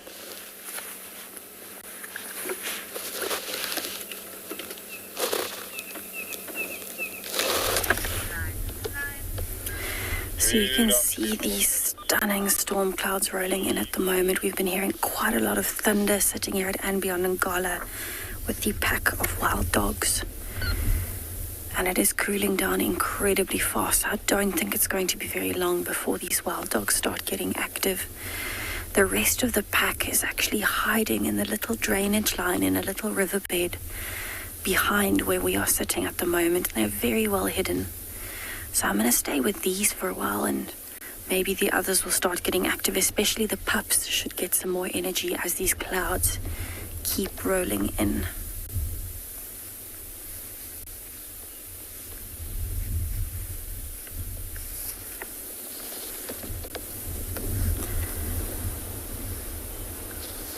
I don't know if you can hear the wind or not, but it is incredibly strong at the moment.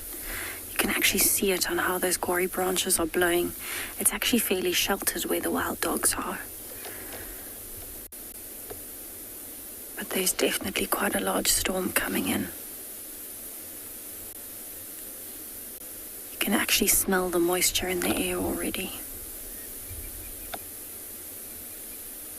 So it's very interesting. Wild dogs can be quite good at hunting when it's storming as well. Leopards, oh, thunder. Leopards actually do the same when it's storming. The other animals are at a disadvantage because they can't hear the wild dogs and leopards coming.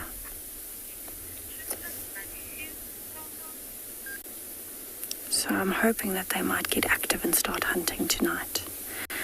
What I'm going to do, I'm going to stay with them as the storm rolls in. Hopefully they get active. I'll send you over to Tristan, who also has a pack of wild dogs.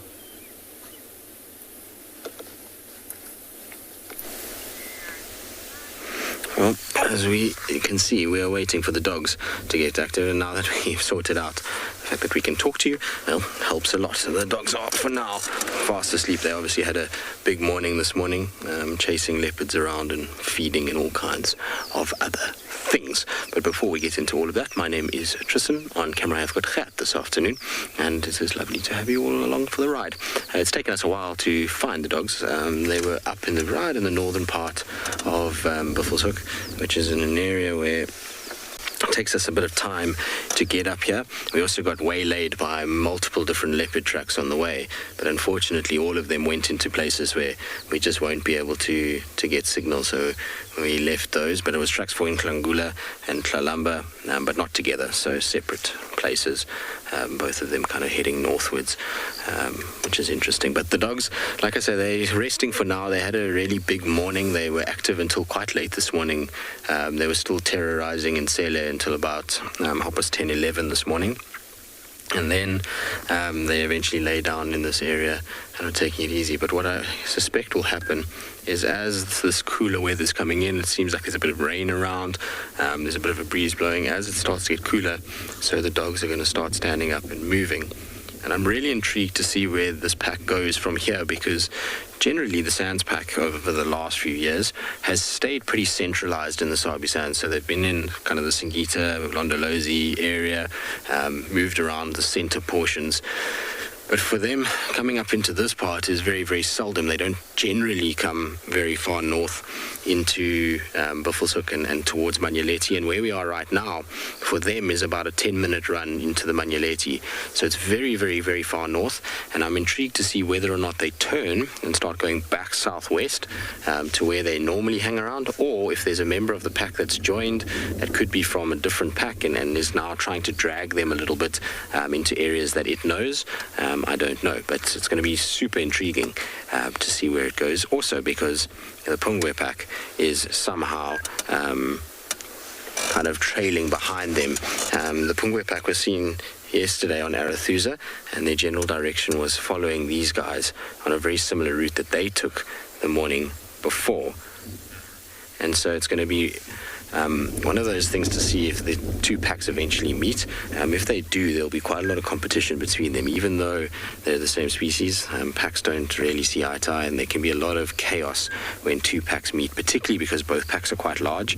You're going to have over 30 wild dogs involved in an interaction, and it gets a little confusing, particularly for the smaller dogs, the little puppies. They get a bit confused with all the commotion, and you find dogs run in all directions, and it can be very dangerous for them because they chase each other. They don't pay attention to other things, and they run into the things like leopards and lions, and unfortunately then get themselves into a lot of trouble.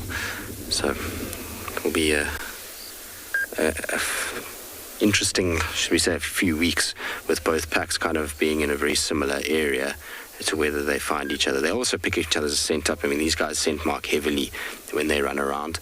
They defecate on roads, they roll around, they urinate. We know that this pack was calling yesterday morning, which the other dogs might have heard.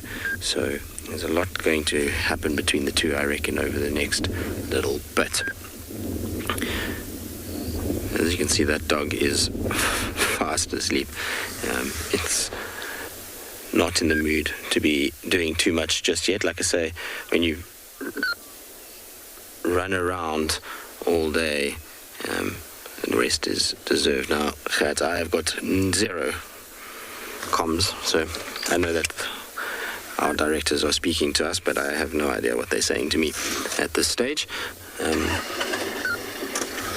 So we'll try and see if we can sort that out.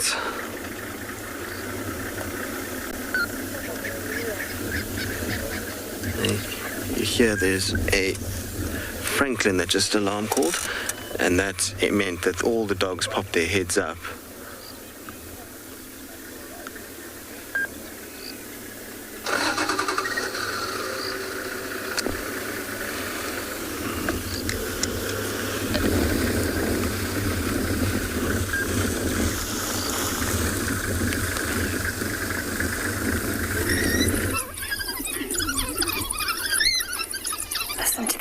Noises. The whole pack has just woken up when the pups started playing.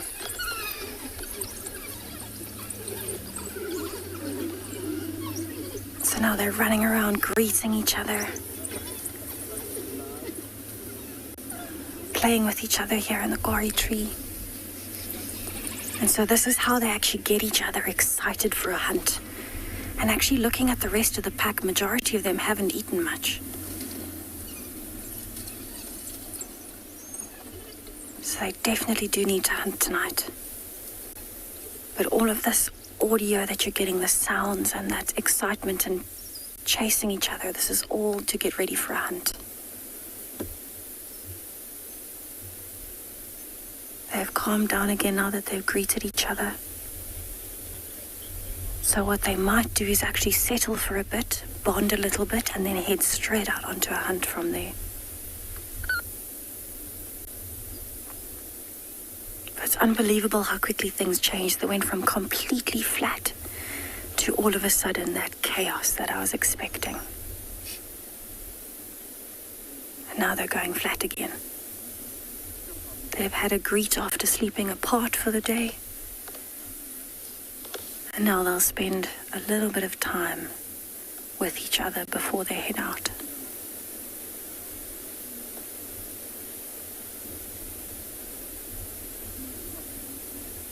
You can hear the thunder rolling in.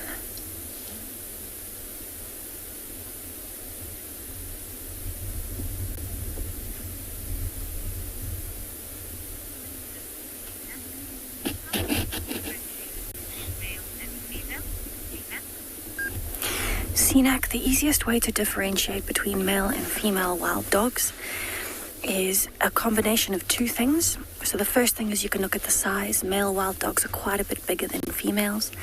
And the second thing, which is the most obvious, is looking for genitals. So the males have very obvious testicles. They have a penile sheath that hangs down between their legs as well, off of their stomach. And the females, you'll see, have a much flatter stomach. They don't have the testicles, so if they lift their tails, you can actually see that they've got both entrances there. So they've got a vagina as well as an anus there. And so that's the easiest way to differentiate. Oftentimes females as well, you can see their rows of teats hanging down with their nipples, where the males, you wouldn't see that. You'd see straight from the rib cage into the penile sheath. So those are the most obvious ways to tell the difference.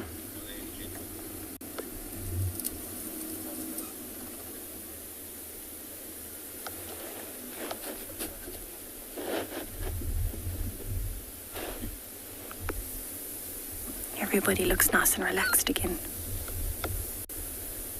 It was almost like they got a little second wind of energy and then went down for a second nap.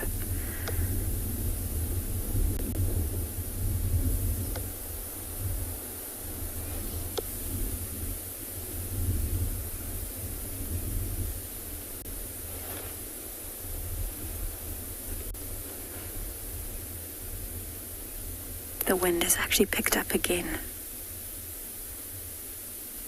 I wouldn't be surprised if they smell that hyena just now. Rachie, wild dogs would prefer any type of woodland habitat. So this is a woodland habitat. It means we've got quite a few shrubby trees. We've got some tall trees and the grass. So they can actually survive in pretty much any habitat that you can think of. You'll find them in Botswana, where there's the delta, so it's much flatter with lots of water. But their prime habitat is definitely any form of woodland. It doesn't have to be just low veld or bush veld like we have here. There are quite a few packs in KwaZulu-Natal where there is a more foresty type habitat. But this is actually their ultimate. There's actually a few vultures that we've seen coming in. I think they heard and saw that commotion. And so they're actually starting to circle above us. This is that old male I was talking about earlier as well. Have a look at the hooded vultures coming over. And then that very old male that is well past his prime. He's lost the tip of his tail. He used to be the alpha of this Ngala pack. And he has since been overthrown by a younger male. So I would think he's at least 14 to 15 years old now, which is old for a wild dog.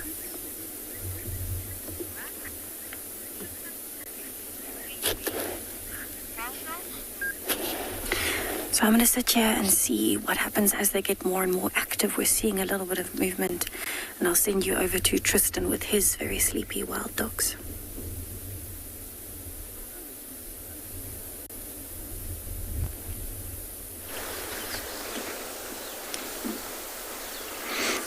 Well, as you can see, our dogs are not nearly as active as Tessa's dogs up in Ngala. Ours are still very much asleep.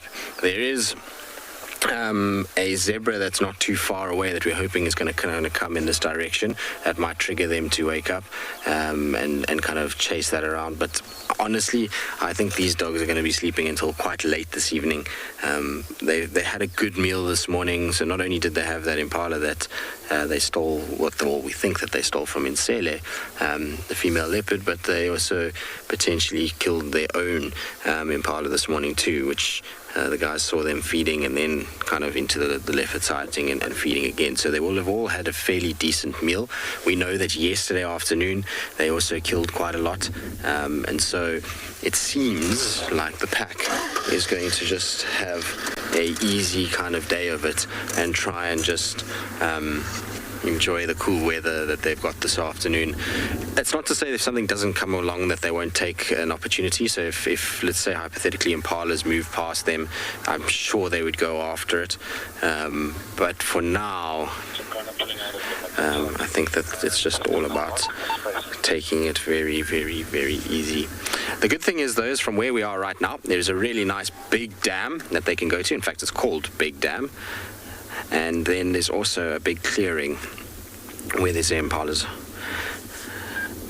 Stuck in bed, if you're asking what would happen if wild dogs don't get along. Do you mean within the pack? Because that's generally not going to happen. They're not going to become a fully fledged pack member unless they get along. They will, if there's a situation where they're trying to join a pack and they're not welcome, then they're going to be fought with, and they can often be killed by that pack. So you'll even see within two packs kind of meeting that there sometimes can be issues and dogs can be killed. In fact, the Sands pack had a bit of a rough time earlier in the year when they came across the Investec pack, and they were then attacked by them, and a few dogs were lost through that attack. So it really is not always love between the dogs. If they come across other dogs can be aggressive. In terms of if they came across domestic dogs, they'd also be pretty aggressive to those too. At the end of the day, if it's not part of their pack, it's either a threat or it's food. And so that's how they pretty much treat everything that's away from them. And like I say, generally you'll find with these packs, what happens is that if there's a dispersal, that's when new packs are formed. Otherwise, members of dogs have to arrive at a pack in a time when there's a high ratio of females, then males will arrive, and they will be accepted if they're very submissive at first, or if there's a high ratio of males within the pack and females arrive, often they're accepted in. So it really just depends on a number of different factors as to how kind of a dog is treated on arrival. That's for sure.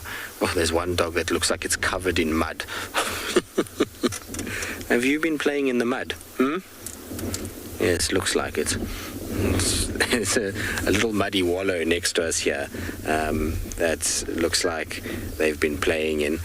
So you'll see it just to the right. It looks like that mud has been churned up a bit. So I think some of the dogs have been lying in there, particularly the puppies, and that's why that dog is kind of looking more black than anything else.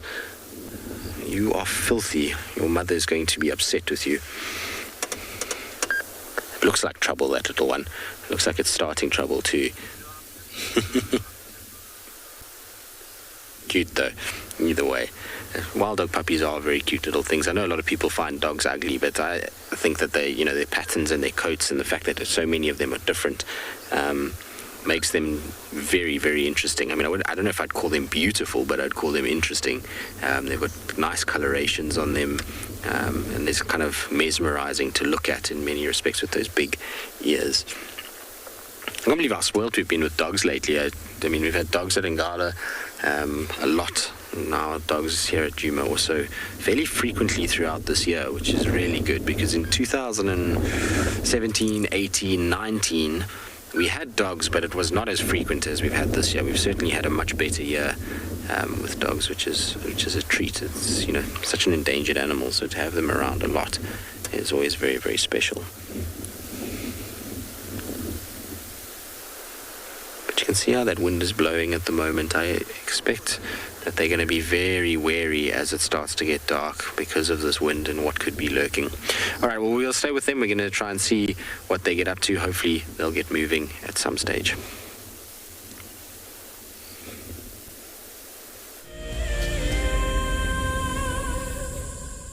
Wild Earth is launching our brand new Explorer program with an opportunity to win a very special Wild Earth expedition. The lucky winner will get a behind-the-scenes Wild Earth experience at the magnificent and beyond Ngala Tainted Safari Camp. The prize includes a 3-night stay for you and a friend with a chance to sleep out in the unique Ngala treehouse. Become a Wild Earth Explorer and stand a chance to win this and many other prizes. Terms and conditions apply. Oh, it's going to be in trouble now. Oh, this is unbelievable stuff. Here comes a hippo in too. Go, Impala. There's a hippo coming in. I can't believe what we're seeing here. This is what we normally see in East Africa. It's all over. Hippo leaping at the crocodile now. Everything's gone underwater. Expect the unexpected here on Wild Earth daily. An ever-increasing part of the global population is losing its connection with nature. Wild Earth is here to reduce people's stress and anxiety, allowing you to escape into nature even just for a few hours a day. However, Wild Earth is expensive to run, and we need help from you to keep this ship going. Wild Earth Explorers gives you the opportunity to be part of a program that supports the sharing of nature with the world. Hi, I'm Kyle, and I come to you live every day here from Tswalu, Kalahari in South Africa. My favorite bird has to be the sociable weaver. The enormous nest that they create, their survival tactics to inhabit these harsh and unforgiving environments, and as well as their complex social arrangements, is truly remarkable. And the interconnectedness with the ecosystem shows us that we are too. Catch up with the guides daily here on Wild Earth.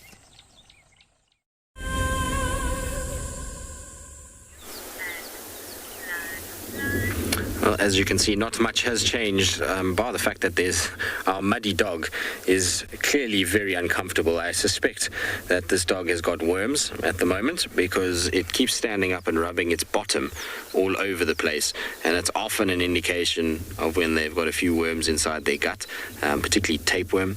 You see them kind of rubbing, and eventually these worms kind of get pulled out, and it eases the irritation, that's for sure. So he's kind of, I think it's a he, is up and down all over the place. But while it's kind of sitting in the grass, you know, often we portray that this is an easy thing to be out here and broadcasting from the wilds of Africa, but sometimes we have to get quite creative in order to be able to send you pictures as well as hear you. So as you can see now, I'm having to wear my radio on my hat so that I can hear everybody, because for some reason the radio, when it's lowered down, is not picking up the comms at all. But if I wear it on my hat like this, then we get a perfect signal.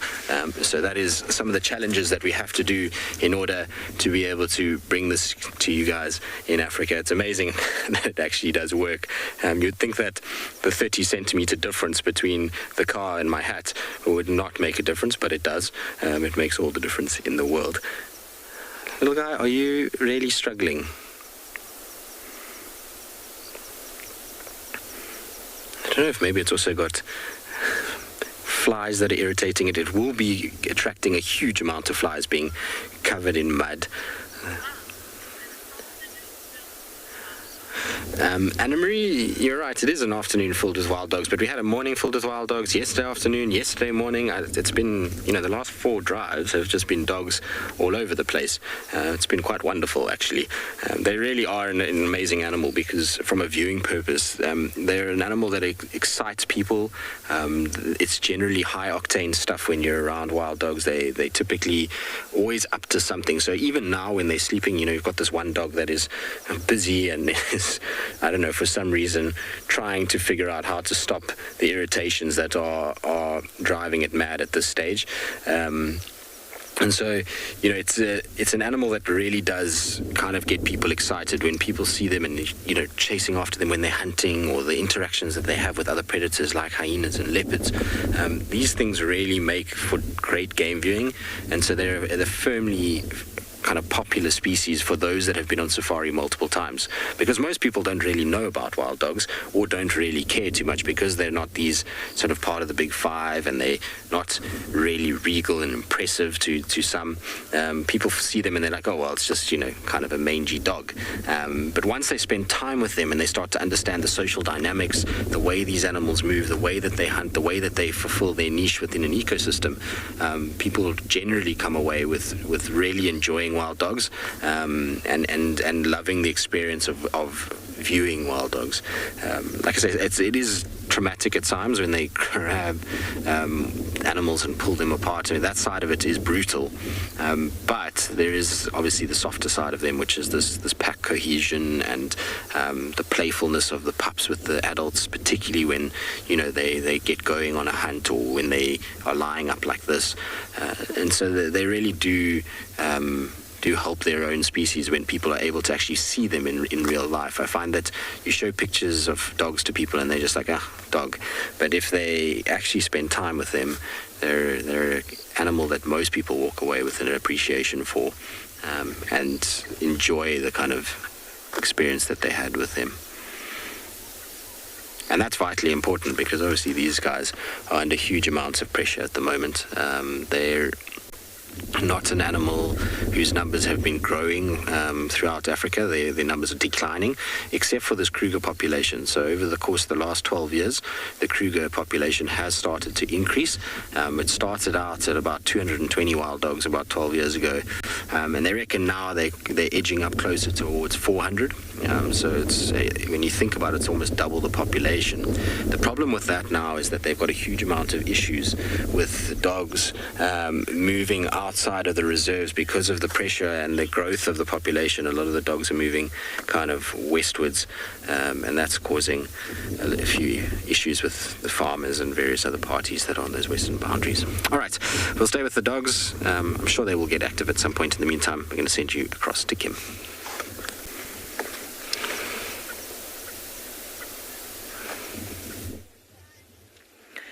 So we came looking for some cheetah, and Busani has found a cheetah mother and her subadult cub. And shame, this little duo has had quite a tough couple of days. I think a few viewers will remember from a couple of days ago, this mother lost her other cub, which was a young male. The brother of this young female that you see lying down flat in front of the mother. So they've had quite a traumatizing couple of days. There we go, the little one's head up.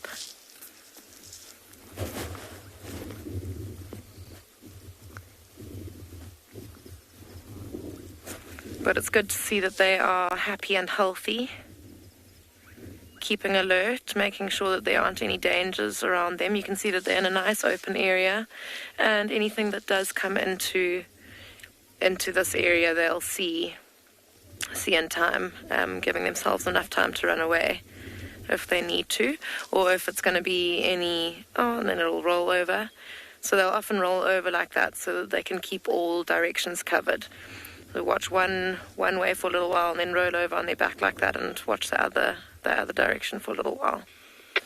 And they'll also often be facing different directions. As you can see, they're both facing different directions now, and that's also just kind of spreading the duties out so that all directions are covered. Shame. It's such a difficult thing in the wild to raise cubs to adulthood. This cheetah female actually started off with a litter of 4 cheetah cubs, and obviously as of very recently she's now down to only 1.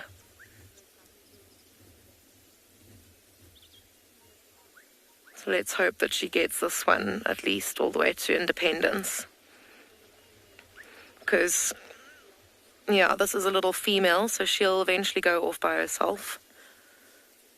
Female cheetahs are independent. They don't go around together, unlike male cheetahs. If there is a male cheetah or more than one male cheetah in a litter, then they'll form a coalition or a brotherhood and stick together through adulthood. Dom, there's not much time for mourning in the wild. You kind of just have to get up and get on with surviving.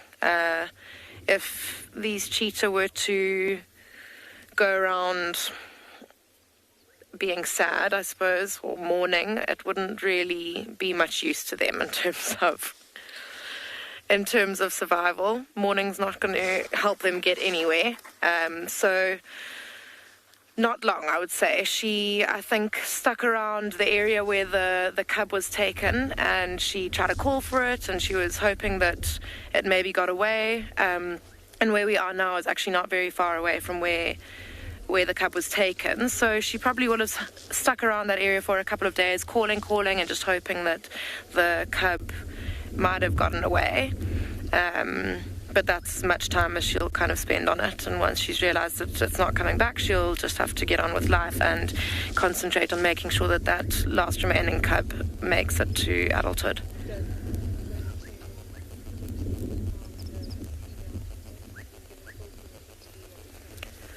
Yeah, shame. I mean, what a life. No time for mourning, just survival only. But you can see they're very well aware, and you can see the little cub as well. She's learned well from her mum, and she's got her head up and ears flicking, and she's on the lookout all the time.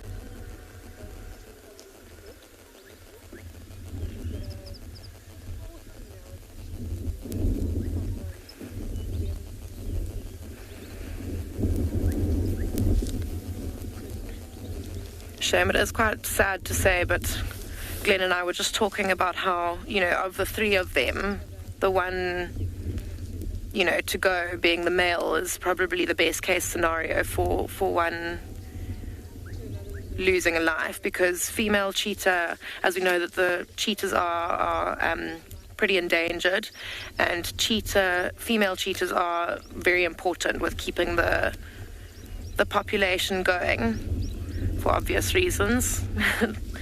But so at least now we'll have another female coming to breeding age in another year or so, and then obviously this mother will hopefully be able to have another go at raising a litter, and maybe she'll be a little bit more successful next time, hopefully, if she learns a bit from this most recent litter.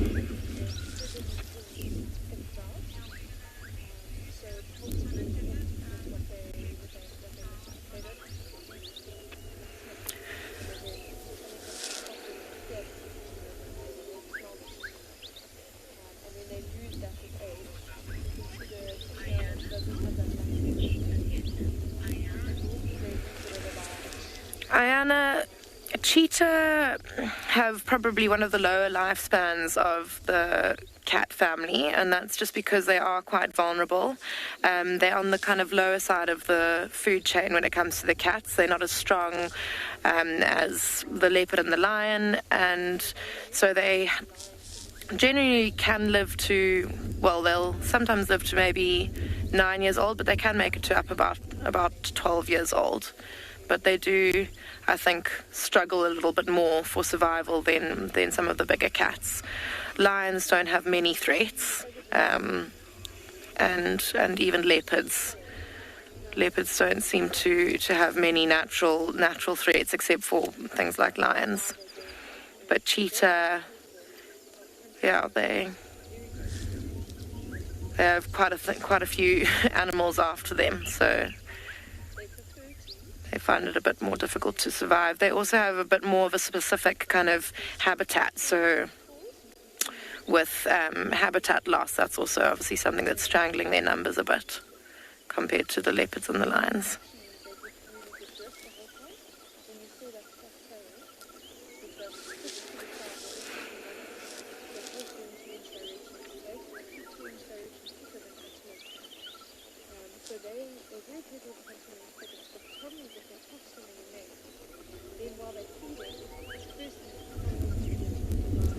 It's quite an interesting place for them to actually have settled as well. I assume that they won't be doing any hunting in this area, because as we were driving in here, well, we're actually in kind of a dry riverbed, and there are lots of bumps and holes that makes this area quite treacherous for hunting cheetah. As we know, they've got very, very long, slender legs for speed, but that also makes their legs quite weak. So for them to run through an area that is very holy like this one, it can be quite dangerous. It's, again, I mean, in the wild, if a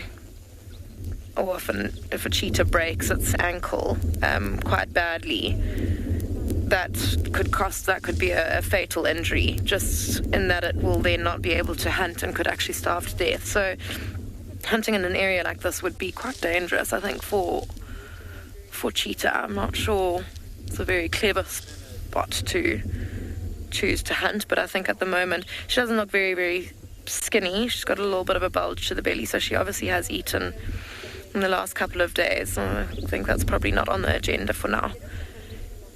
Just resting and keeping in an area where they feel safe and, like I said before, can see all around them. I think we are going to stick with these cheetah. We're going to see if they move around a little bit, but we'll let you move over to another live location.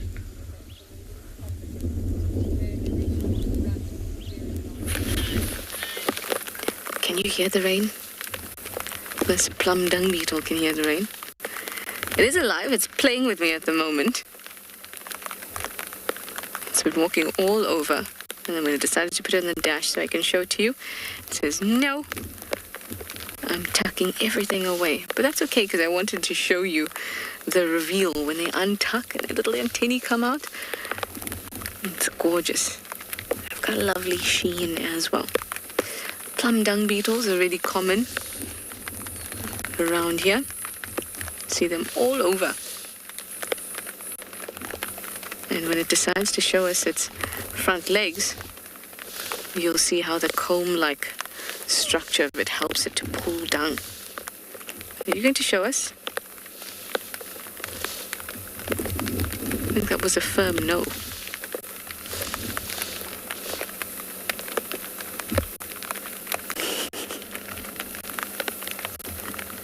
Come on. No.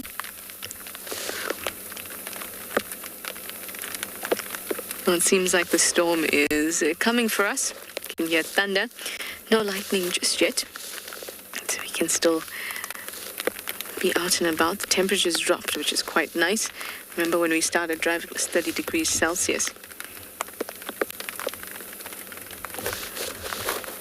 There's beautiful columns of rain in front of us. Just all the way over there. Look at those. Can you see that streaks?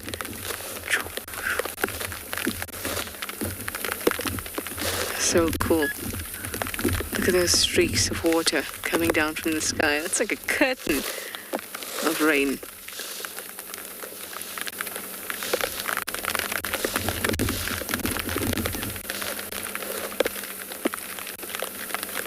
I think we still have some time before it really, really buckets down. And of course we need that. I'd love for that to happen.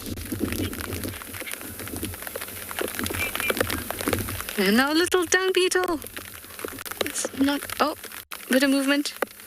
Nope. Nothing, just raindrops falling on its exoskeleton. Oh well, I tried. I was hoping it would unravel for us, but not. So we're going to move on, see what other little creatures we'll find now that it's become so much cooler.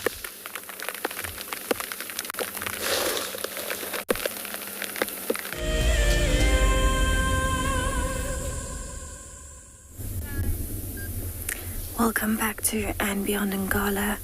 The wild dogs are starting to wake up slowly, and that's because we also have some big rain coming. So if you have a listen, you might actually hear the thunder coming in. It's coming quite fast at the moment.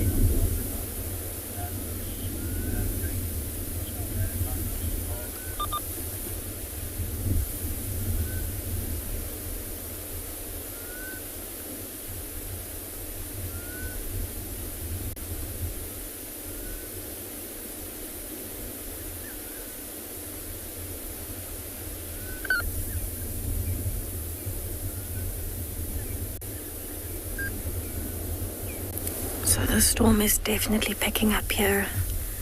The wind is starting to blow quite hard. And I think the wild dogs are going to be preparing to find some shelter soon, because the storm that is coming looks huge. Very exciting for us here. So I'm going to stick around and hopefully we get to see it rolling in.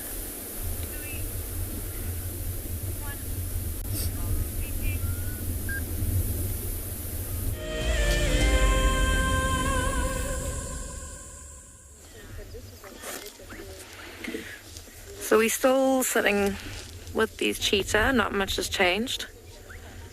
can see Mum's just having a nice rest there. She's got her eyes closed, but still ever alert, with her head up on her shoulder and ears twitching.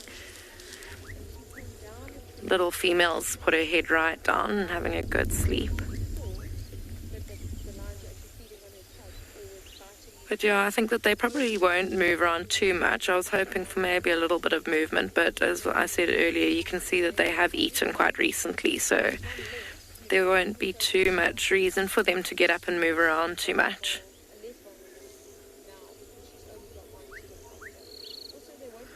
There are some beautiful noises here, though. There's some gorgeous bushwhack I just heard calling.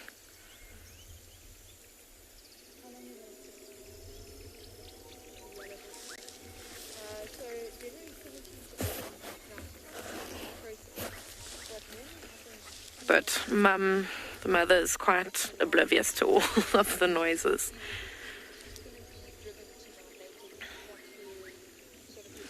You can see actually on her belly, like just in front of her hind leg, there's a kind of some ruffled fur and a little bit of blood. And I think what's happened there is that she's obviously, just like a cat or a dog would when they're quite itchy, you know how they like nibble at their skin.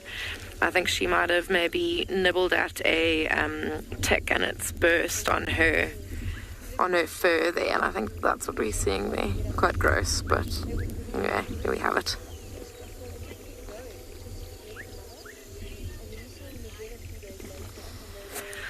I think that we are going to move on from these cheetah. I don't think they're going to move around too much. We'll send you over to TAYLA, who has got a lion for you.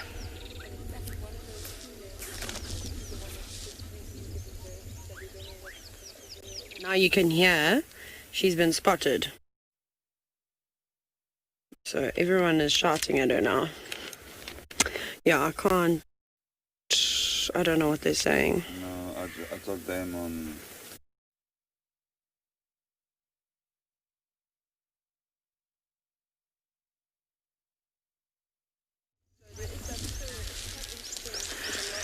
Okay, welcome back. Sorry about that. And you see Mum's now put her...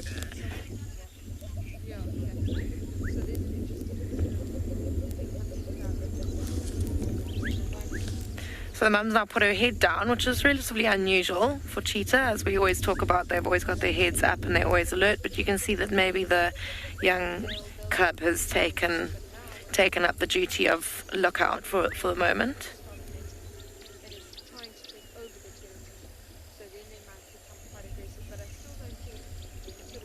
I think that these two have had quite an eventful couple of days, hunting and the loss of a brother, and even that kind of looking and searching for a member of the family can take up quite a lot of energy. It's like searching and calling and walking around a certain area, the area where that cub went missing.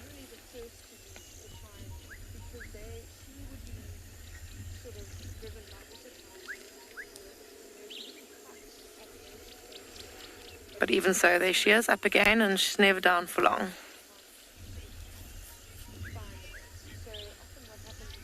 Okay, so we are again going to try and send you to TAYLA and her lions, and we are going to go and see if we can find something else.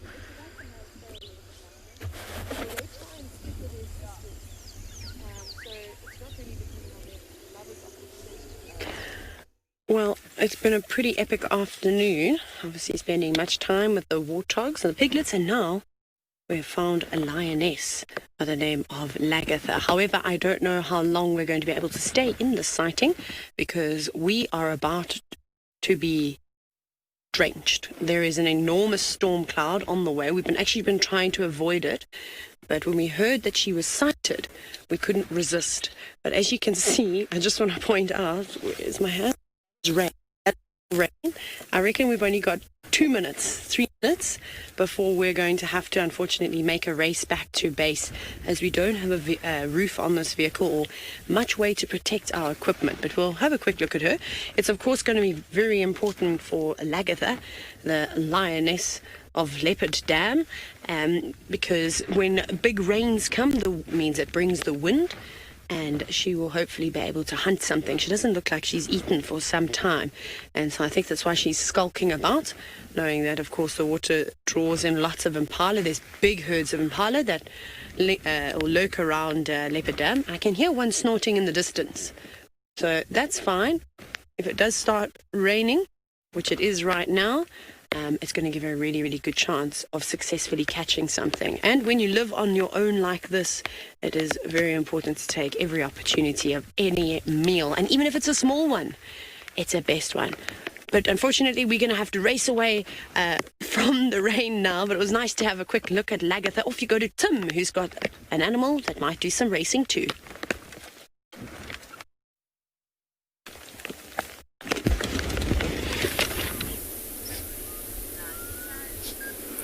So the wild dogs here at Ngala have gotten up. They're now greeting and grooming each other on the road, and they look like they're about to start running towards our eastern boundary. So I definitely think it's starting to become the time for them to start hunting. A lot of them have very empty bellies. So it's very special to see such a large pack of wild dogs all together like this and moving. It's not something you'll get to see very often.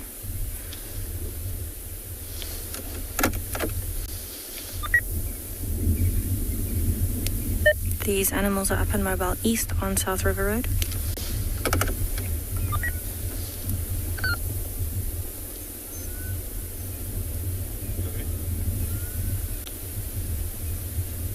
They look like they're thinking in formation, so those are all of the adults that have formed a bit of a wall at the front.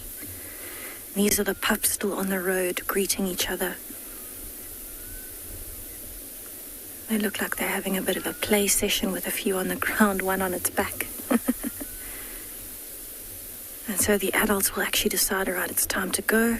As soon as they've started moving like that, you can see them trotting.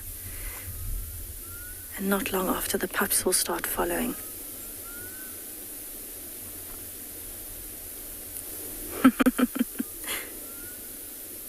Those pups are having quite a good time.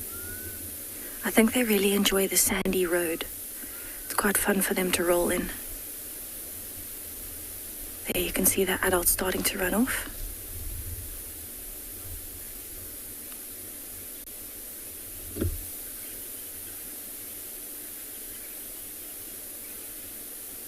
Right, as soon as those pups get moving, I'm actually going to follow them down the road. They are going straight towards our eastern boundary. Bob, yes, technically speaking, wild dogs are nomadic. They do hold a home range in the breeding season, which can be as large as about 450 square kilometers, which is huge.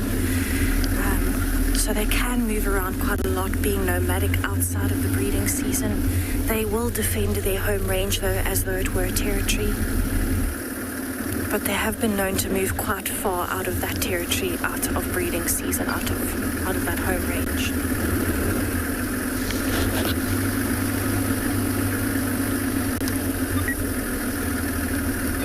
So if they keep going this way, oh, the rain's coming, I can feel the rain. If they keep going this way, they're actually going to cross out of our eastern boundary fairly soon. So I'm hoping that before then they decide to hunt. And there were actually some impala down that way when we were coming over.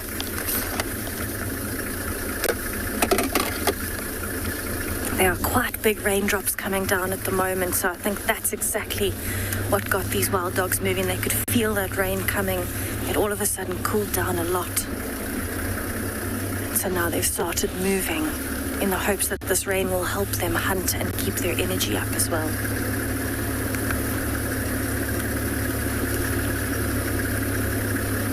So it's actually incredible to see how they all almost seem to run in sync.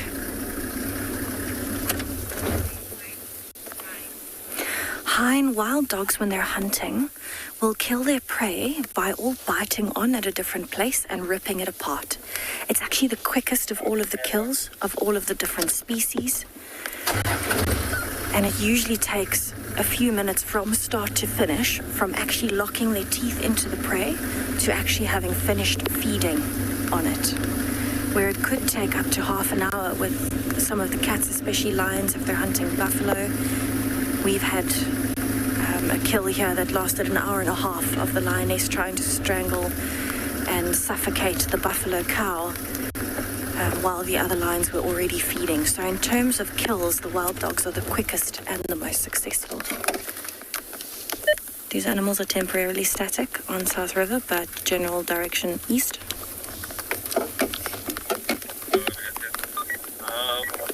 Would you think it's still better to go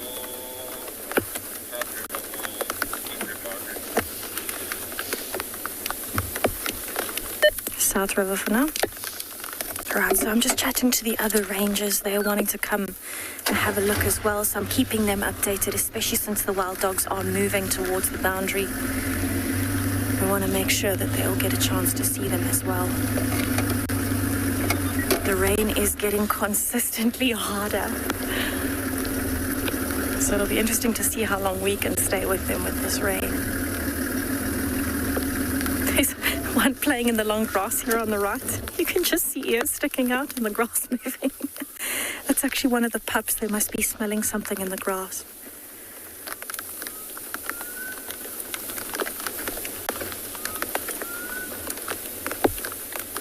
Can you hear the rain? It's beautiful. It's nice and soft for now. It's big droplets, but it's soft rain, which is good because it means it's going to seep in. It's not going to wash things away if it's too strong of a downpour. That's what would happen.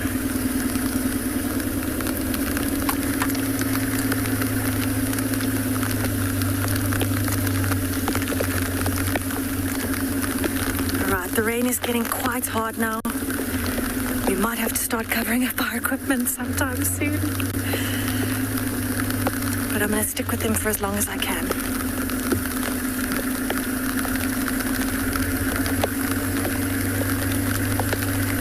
Right, so I'm going to stay with them, see how far they go on this boundary road. Hopefully I can get some of the other rangers in here before it rains too much, and I'll send you over to Kim at Beyond Pinda.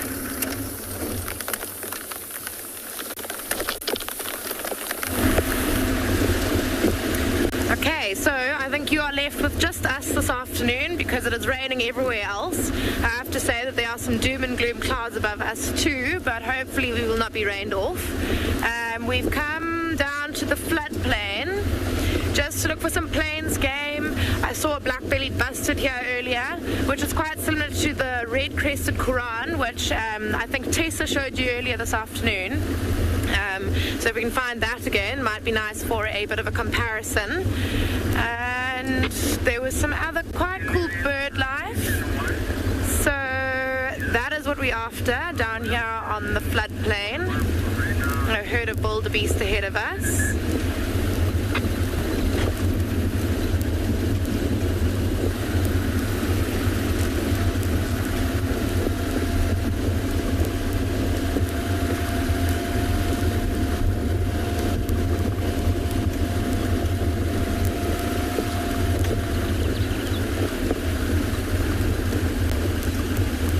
So here we have a herd of wildebeest.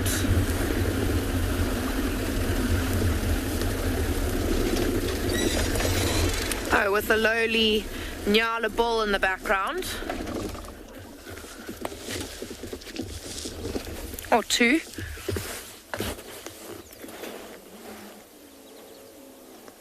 So this will be a group of females and youngsters. And most of these female wildebeest will actually be pregnant at the moment. I have not yet seen a wildebeest calf, which is quite exciting. So that's still to come for the season. Some of the babies will be dropping soon. Let's see who we can see that's got a nice belly. Oh, there we go. The one on the, so second from the right, she's got quite a big fat belly. You can see that really round sides. And if she flicks her tail, you might be able to see her udder is slightly swollen.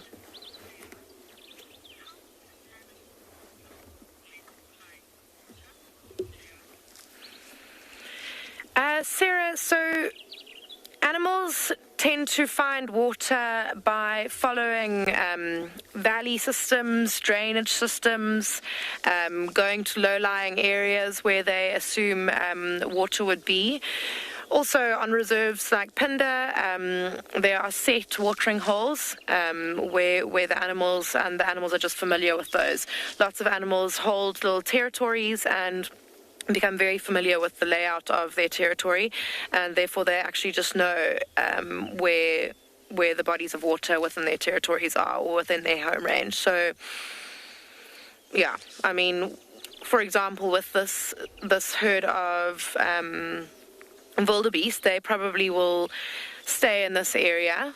This will be part of their home range, so they'll be familiar with all the bodies of water in this area, and then as a result of that, their calves will also know the area pretty intimately, because they will then obviously follow their mothers around, follow the herd around, and grow familiar with the area as well.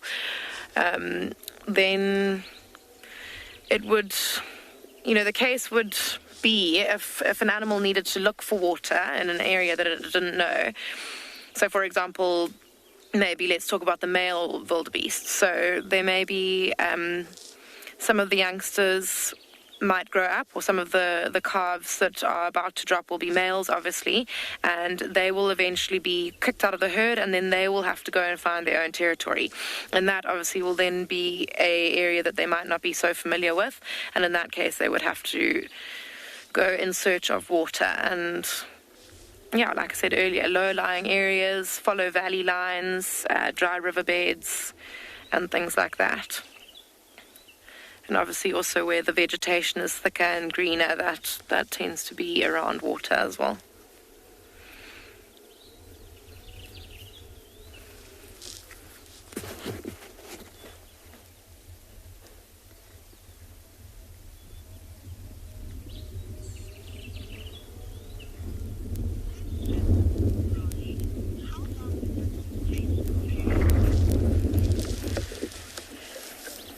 I'm going to have to quickly check in my book what the gestation period is, because I can't remember, but it is quite long.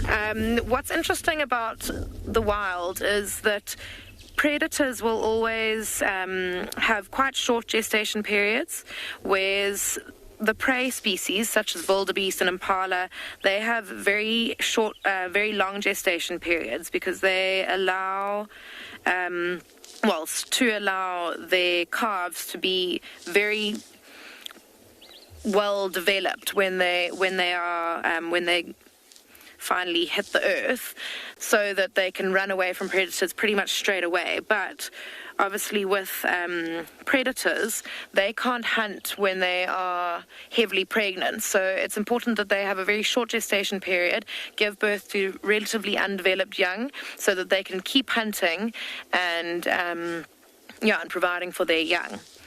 But let's see here.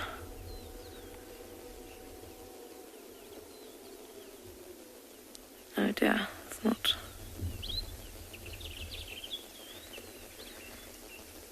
$250 days. There we go. That is the gestation period of the wildebeest. 250 days. Yeah, I mean, it's pretty incredible. When these young are born, they can run almost as fast as the adults,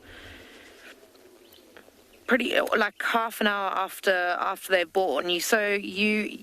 You watch these little things pop out, and they are so wobbly on their feet, on their legs. They wobble around, they struggle to stand up, they stand up and they fall over again, and it's such a desperate thing to watch, because you're like, oh, come on, just stand up. But it takes quite a while. But when they get up and they have their first drink, it's so quick for them to just start running around and leaping around with such energy.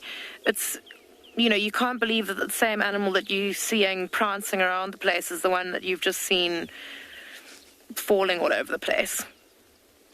So, it's pretty amazing compared to the predators, where you won't see young predators very often, because for the first 3 months of their lives they are kept in hiding places because of their vulnerability, because they're so underdeveloped. They have to be kept hidden. But if any of you have ever had a dog or a cat who has had a litter of puppies or kittens, you'll know that those little things are so vulnerable. They are partially blind, they squirm about the place, their little legs don't even work, they crawl around on their bellies. I mean, they are so vulnerable. And it's just, it's amazing how nature just kind of sorts itself out in that way. It balances itself out.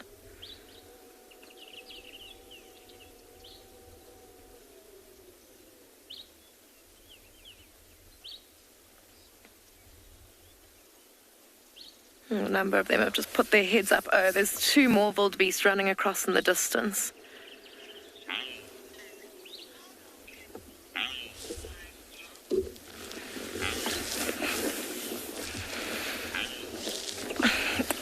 Alex, I do not know the answer to that question. I don't know how long wildebeest can go for without drinking water, unfortunately.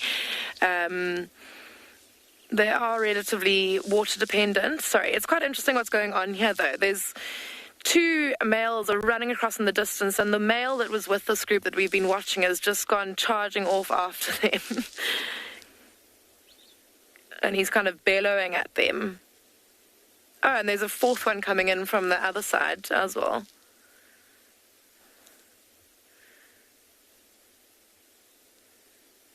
It's quite funny. As you can see, there's not really any actual blows happening. They're all kind of just running at and towards and around each other in a kind of aggressive running dance.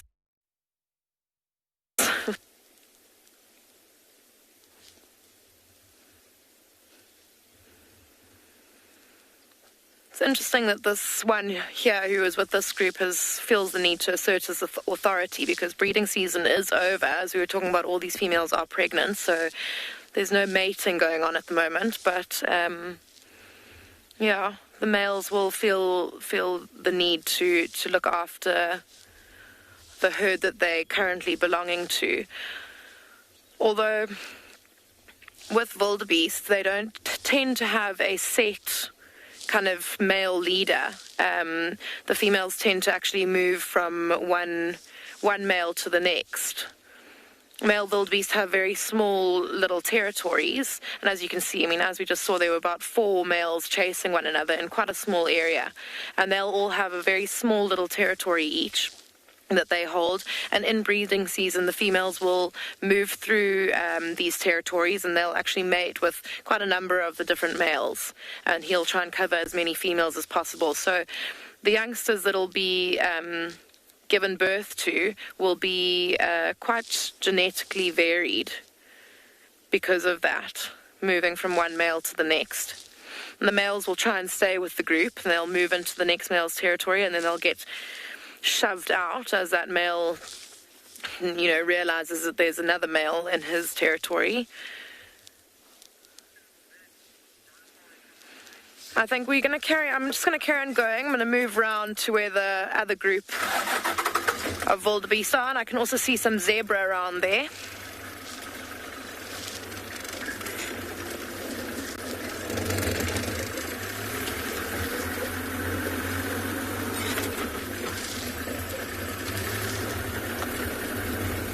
Just going to go nice and slowly past this group. We don't want to alert anyone or disturb them.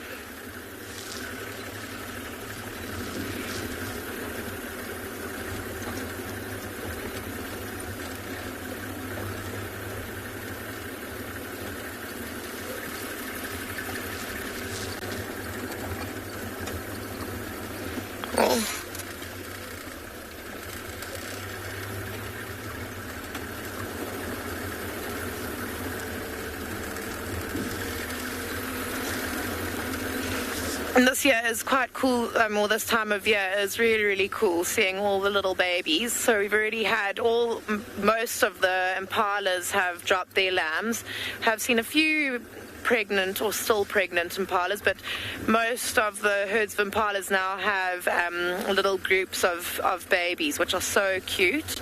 And the warthogs should also be giving birth soon. I have to say, I think that the piglets are my favorite babies in the bush. They just, I don't know what it is about them. They're so cute.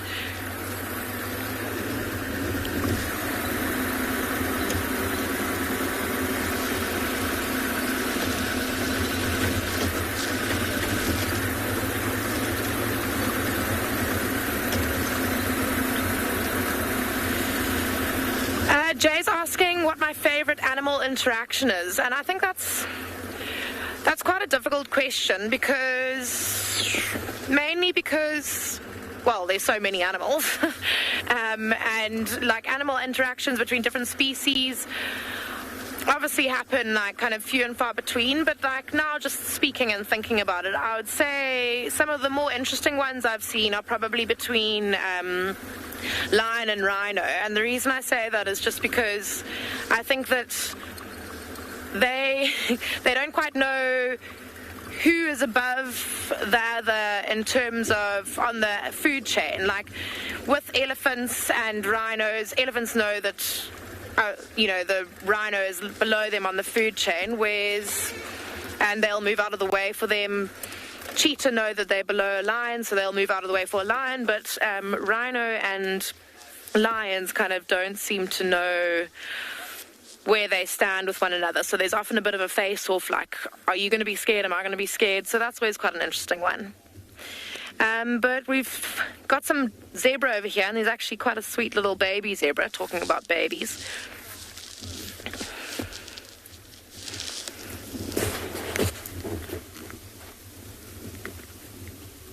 Couple of baby zebras and a couple of pregnant zebras also. So zebras, unlike wildebeest and impala, they aren't so tied to the seasonal breeding. They do tend to kind of, you'll see that there'll be more zebra foals around this kind of time of year, and that's just because of timing. Zebras, like the rest of the seasonal breeders, can time their breeding so that it's they drop their foals in the rainy season, which is now, but it isn't so set in stone. You can see foals throughout the year. But you won't see impala lambs, and you won't see warthog piglets, and you won't see wildebeest calves throughout the year. They are exclusively seasonal breeders.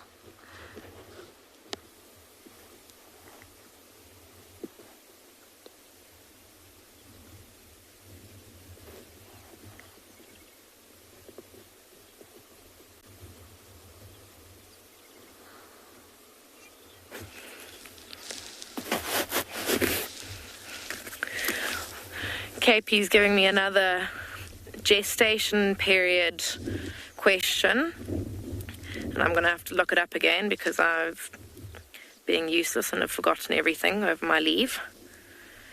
The gestation period of a zebra is 375 days, so about a year.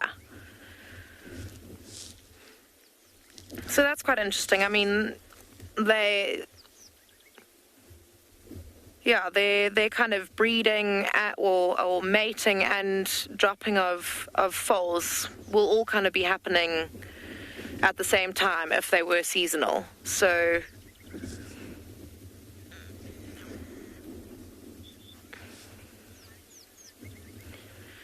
I think that we are going to probably carry on looking around this floodplain to see if we can see any more bird life, since that's what we came here for. But I think TRISHALA is back with us, so we're going to send you over to her for now.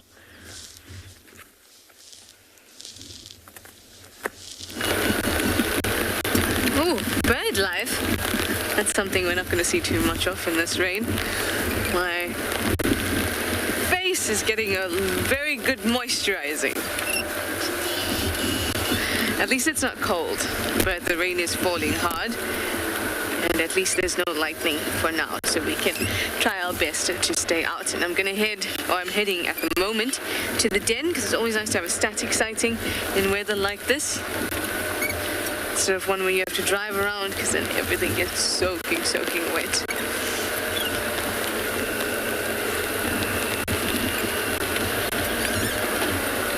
So some of the best times in Djuma when it rains like this. I remember last year, the dams just filled up almost overnight. It was insane. We couldn't drive the next day or the next few days because the roads were all closed. And the bush just got the most magnificent watering ever. Hello, impalas. Let's spend some time looking at you in the rain.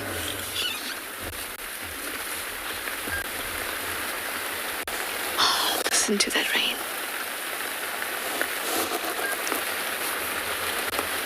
Scott and red-billed oxpecker friend.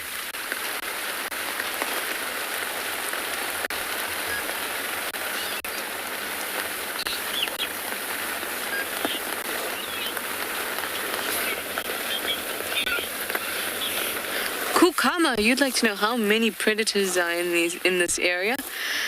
Of the big predators, lions, leopards, cheetah, but not as often as you would see in, say, Pinda or Swalu. Although we do get them, especially in the north, where it's a little bit more open. And then, of course, wild dogs, hyenas,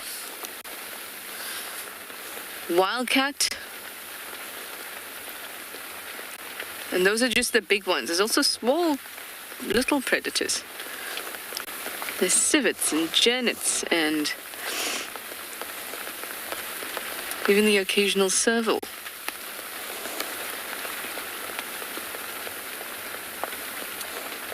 Lots and lots of predators, and that's not even to mention aerial predators or reptilian predators. Crocodiles, we get crocodiles.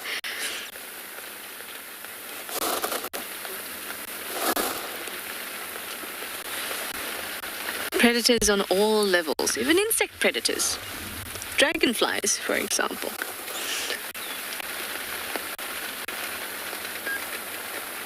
At least our impala don't have to worry about the dragonflies or the aerial predators. For them, they've just got to watch out for lions, leopards. Oh, what a short list you have to watch out for, impalas. Lions, leopards, cheetah, wild dogs, hyenas.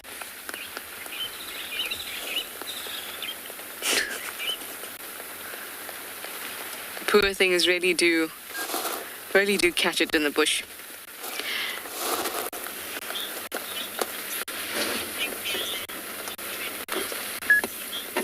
Rona, you'd like to know, how do impalas protect their lambs from predators?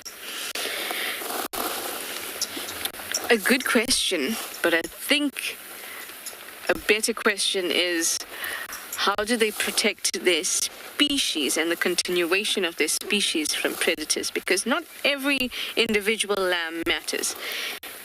It's the fact that enough lambs grow up to maturity to reproduce.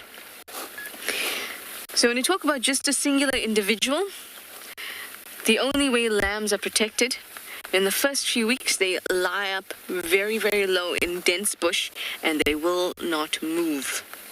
For a lamb to come out into the open, something would have to be wrong. The mother would have not come to see it for a long time, or something like that. Also, lambs can move pretty quickly, very nimble, and the herd protects them. In that, in a herd, as long as there's somebody behind you,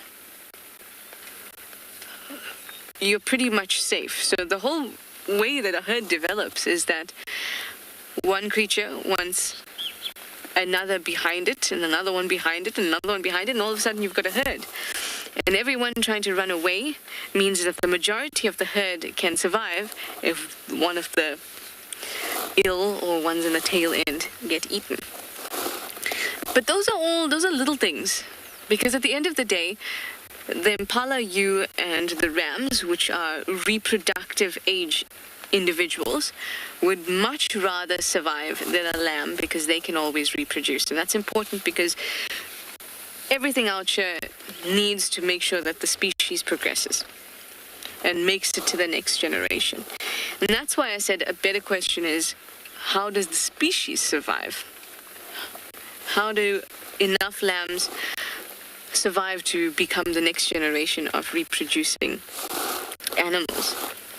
And they do that by making sure that they flood or saturate the bush with lambs so that if predators take them, there's only so many they can take. Remember, there are far fewer predators than there are herbivores or prey species. And just by sheer saturation, at least half of the lambs are surviving. And that's why you see so many of them all around. Really, many of them are as a sacrifice so that others can make it. It's an interesting idea, and this is one that we know very well. Predators can only, there are only so many predators, and they can only take so many impala lambs and only eat so much.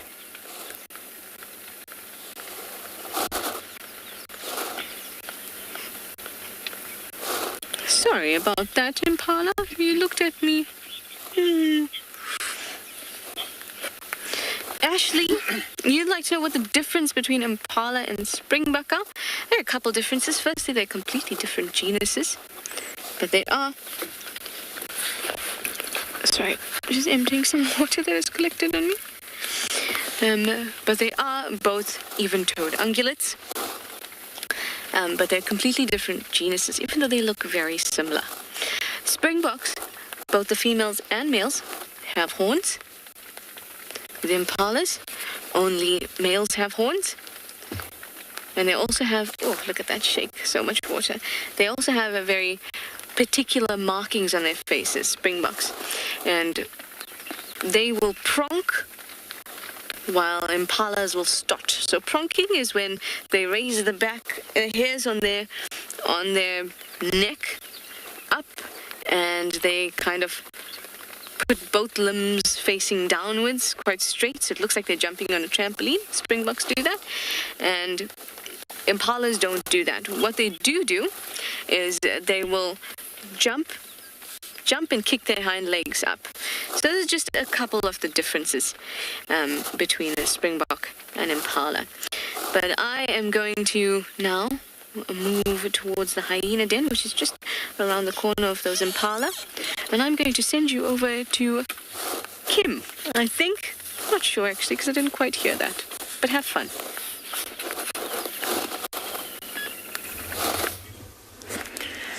I hope you can see, oh yeah, we've got our two little birds over here, and they are Temminck's coursers.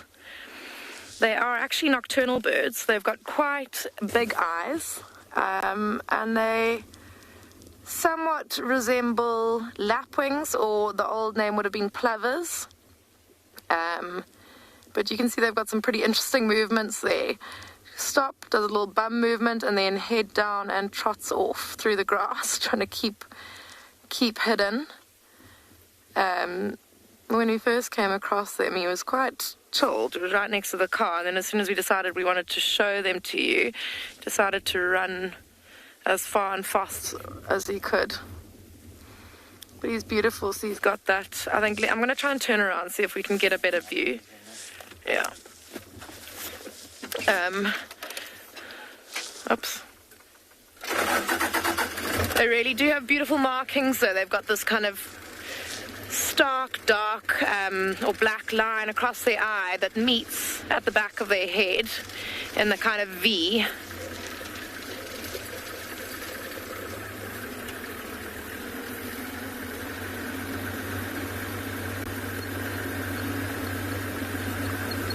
Oh, there's three of them, actually.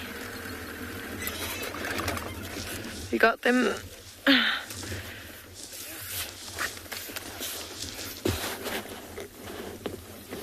Okay, so see this little bush right here? There's two on the left and one on the right. Yeah, I think what we're seeing, I think we've got two adults closest to us, and then a youngster further away.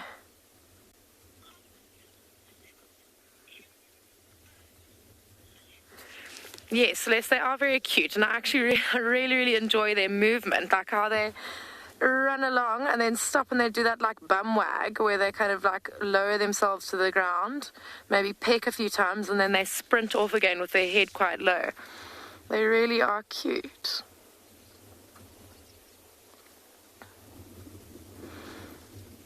And they also look quite like they've got some swag with their eye stripe. They look like they've got sunglasses with, I don't know, like sunglasses straps holding them on around the back of their heads.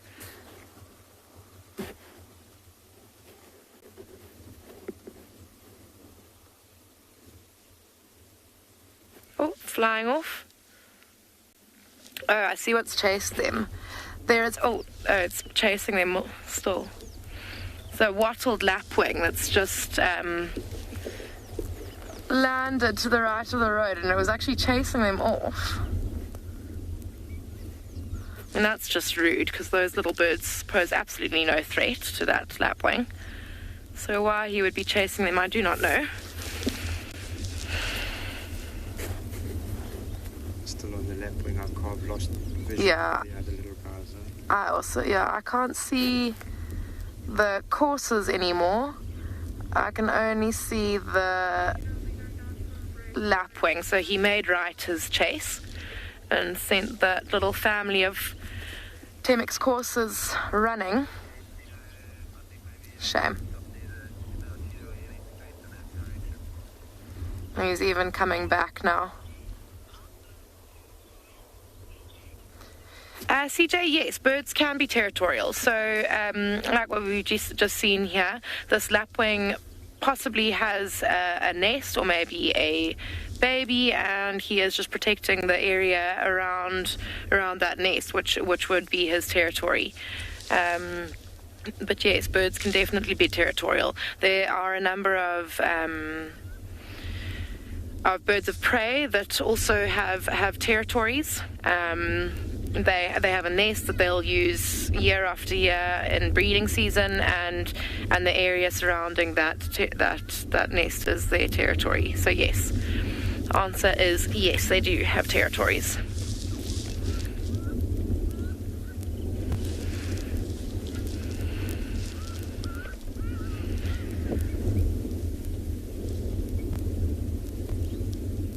Oh, it's so good to be back. This is such a beautiful scene here with all the zebra and the wildebeest, our birds, just this beautiful open area. There's some fever trees in the background. It's just really, really good to be back. Feeling all like invigorated being out here.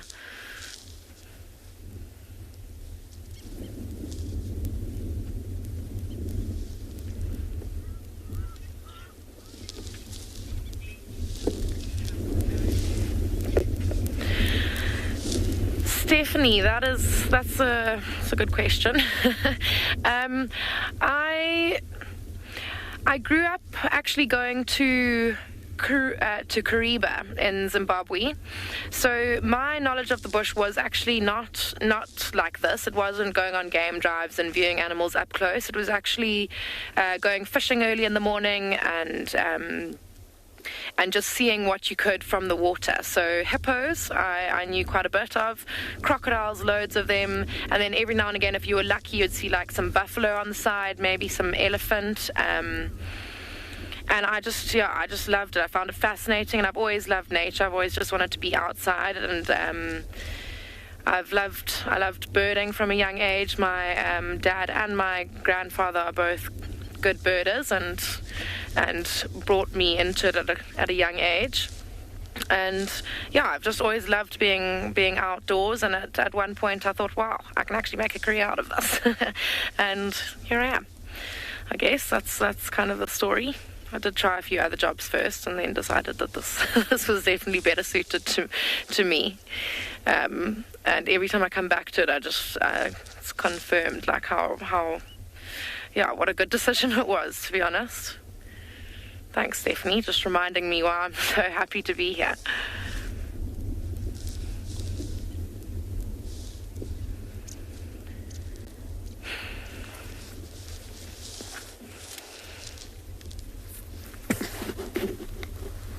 I think that as beautiful as the scene is, we're going to leave it. It is starting to get a little bit dark, and I think that we should move our focus onto some of the nocturnal animals. I'm going to turn us around and I'm going to head us into a habitat where we may come across some leopards, or hopefully find a leopard. But for now, while we do that, I'm going to send you back to TRISHALA.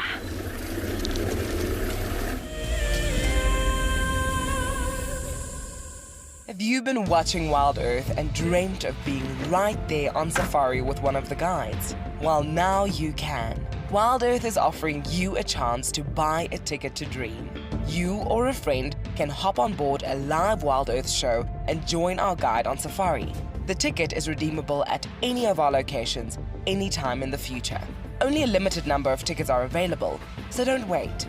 Get your ticket now and start dreaming. Terms and conditions apply.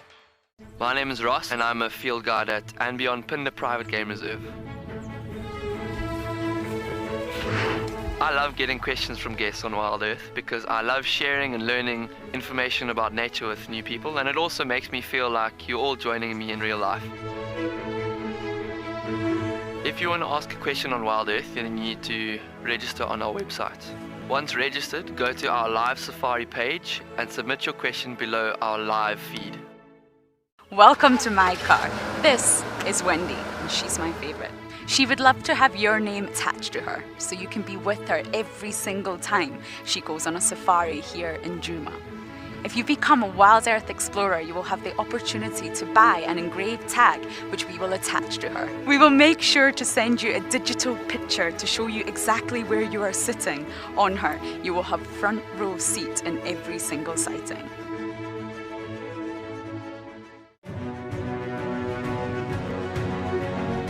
Hello, boy. You are a monster. And he's coming right up to us. Hello, boy. Oh, settle down. Settle down. He is very, very close. He's pushing his trunk against the car. You can feel the car moving. Hey, hey, hey, hey. Stop that. Expect the unexpected here on Wild Earth daily. Not yet. Okay, so we found another bird. It is a collared pratt call.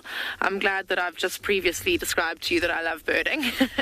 But yeah, so he's just next to us here. I'm going to try and direct Glenn towards him, but so if you can see, so this first patch of grass, and then there's the second kind of little patch in between those. I'm in between, is he in there? Yeah, he's there. Is he sitting down? Yeah, that's okay. Yeah, he's in the mud part.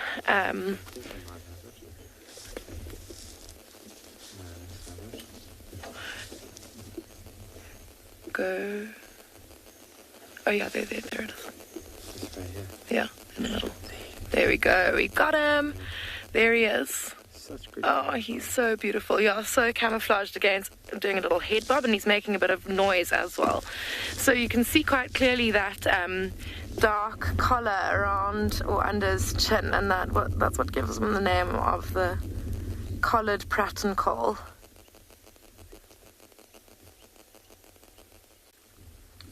Really beautiful markings and that little hooked bull. And there he goes. Run, run, run. Oh, it looks like he caught something.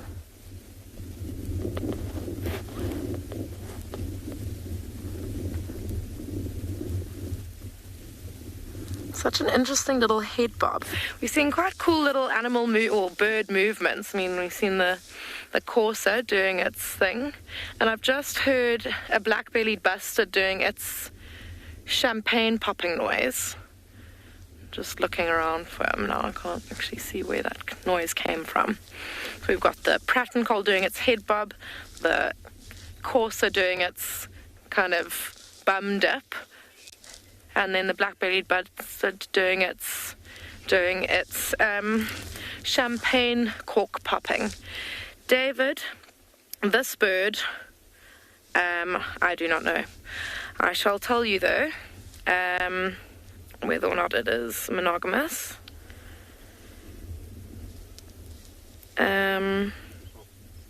Oh, and off he goes.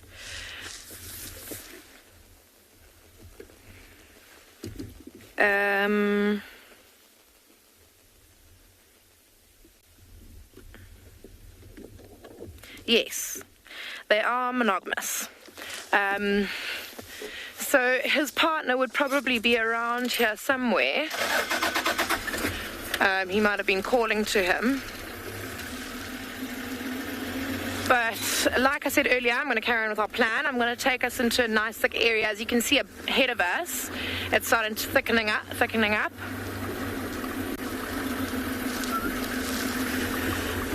So we are going to carry on our search for a leopard, but for now I will send you over to TRISHALA and her snail.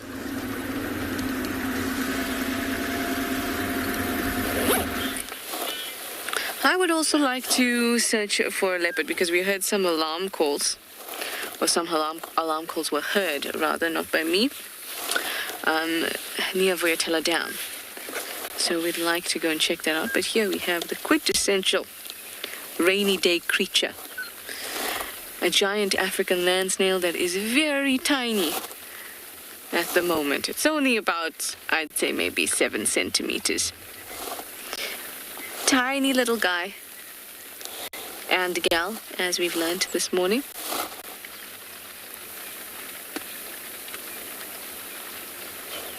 Slowly making its way across the road. So many years ahead of it.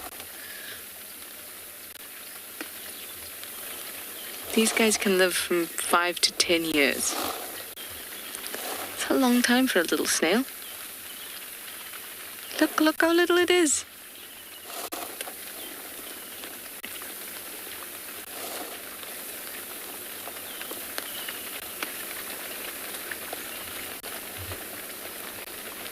That's a long road ahead of you.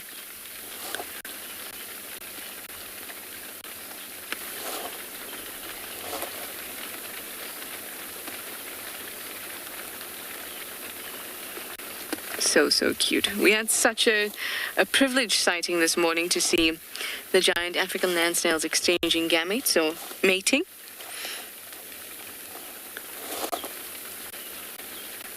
And something that we don't get to see often.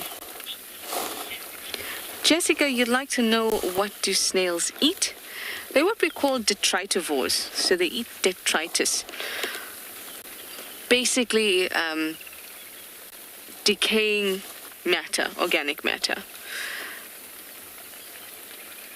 Oh, that's their preference, but they'll go after any vegetation. Occasionally even carrion. And they will sometimes eat mushrooms. That's why for me they're an extra fairy tale creature. Can you imagine one chomping on the mushroom?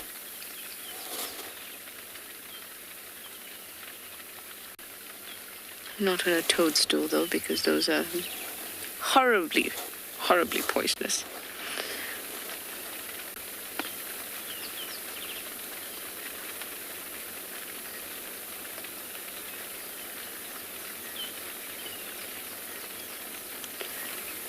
They move so slowly, and I sometimes just wonder what the world must look like for them. Strangely, there is some work has been done on the perception of time for different animals. And little things like, for kids it seems that the day goes so much longer and things take so much longer. And then when you're an adult, it seems that time passes so quickly. And a study was, well, a couple studies and a lot of research was done into the amount of information an animal processes at a time. And when an animal is moving very, very quickly, or they're kind of hyper, then time moves very fast for them, because they're taking in almost a lot of frames per second, and information around them is changing so quickly. So it's thought that smaller animals and animals that are fast moving experience time much more quickly than large animals.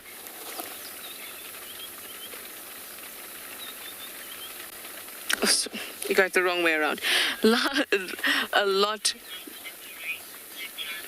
A lot more slowly, because they're processing, they're taking so much in at one time. So it's as if they've got to sift through a whole lot of things.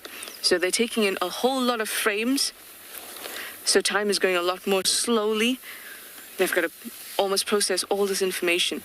But in a slow-moving animal, time is going quite quickly for them, or a large animal, time is going quite quickly, because they're taking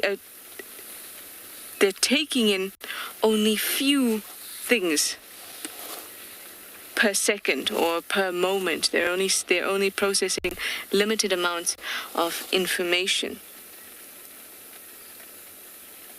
So time goes very quickly, because they're looking at one thing and then another thing and then another thing, and those things are processed kind of in due time. Whereas an animal that's moving very quickly has a lot to process and needs to process all of it. So it's kind of hyper, and now time is moving very slowly because it has all this work to do, almost. So for a land snail, I would imagine that time is moving quite quickly, because before they know it, it's been one day, and all they've processed is this one strip of road or whatever. It's kind of a strange concept and a strange thing to wrap your head around, that you're smaller and moving quickly, so time goes slower.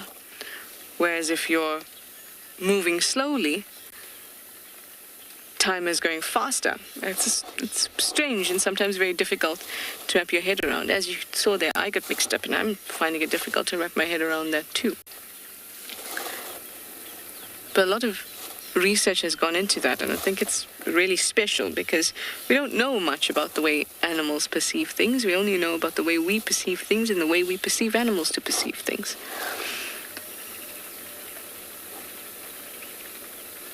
That was my science rant for the day, everyone.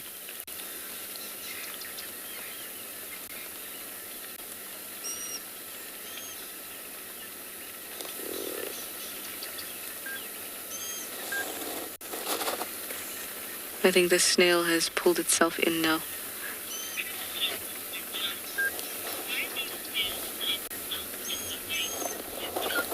Look, John, you'd like to know, why do snails come out in the rain? That's because their bodies, which is the fleshy part, that fleshy bit is really delicate and prone to desiccation, which basically is a fancy biological word for dehydration. It can get dry. And if it gets dried out, then it would die. You might have seen slugs and snails in your yard that have gotten dried out, and they're very, very hard. They're kind of like a wine gum. If you're South African, you'd know what I mean. Like a little wine gum. They look very, very difficult, and I've touched many a dead slug and snail in my life. And that means that all the moisture from their body is gone. So when it rains, there's plenty of moisture around in the air, on the ground, where they move through, and they can keep hydrated, which is very important, otherwise they'd die.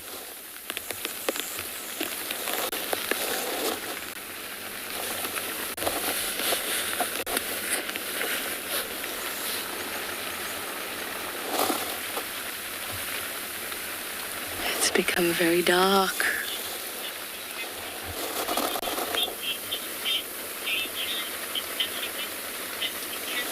Sassy Cassie, you'd like to know how many species of snails we have in South Africa? Oh, I have no idea. Plenty. There are some invasive species. There are lots of slugs. There are those yellow ones, those black ones, and varieties of all of them. There's obviously giant African land snails. There's sea snails. Plenty sassy Cassie, and I do not know the number.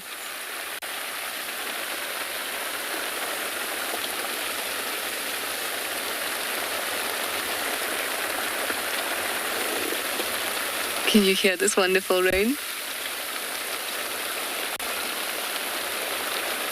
Loving it, just loving it. Just like the snail. Snail's loving it. Are you loving it? While time passes so quickly for you? It's probably like, Trishala, I have no idea what you're talking about. Time passes just fine for me.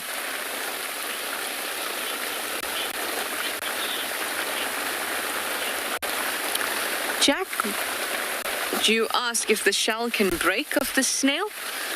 Absolutely. But this particular snail has quite a hard shell and is very rich in heavy metals. So it's a more robust shell than others. But yes, it can very easily break. You could, and especially when they're young like this, you could probably break it in the palm of your hand by making a fist. A very strong person would be able to break a shell the size, I guess, of my fist in their hands. But it takes a lot of effort. But cars, for example, you often find these snails run over by cars.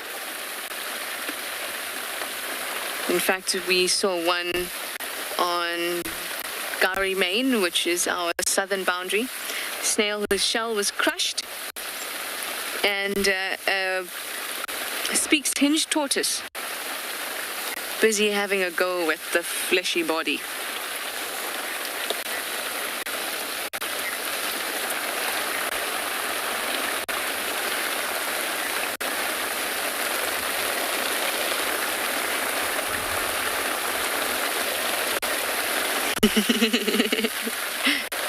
How awesome is this rain?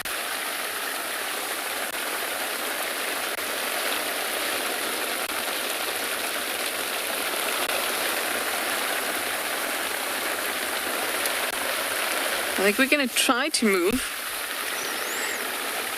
ever so slowly.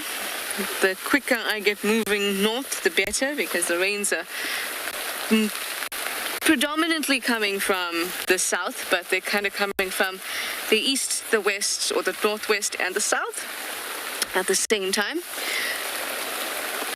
But if I start heading north, at least the wind that's moving from the south to the north will not carry the rain into my face. And we'll very carefully go over our snaily friend here. Thank you, Mr. Snail.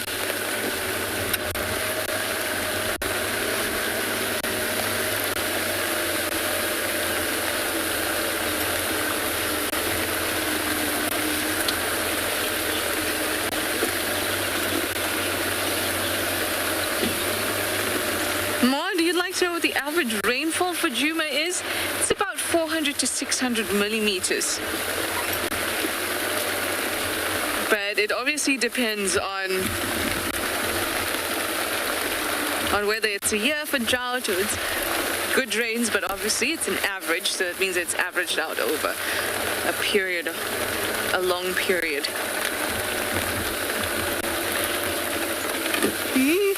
Just gonna cover everything. Give me a moment.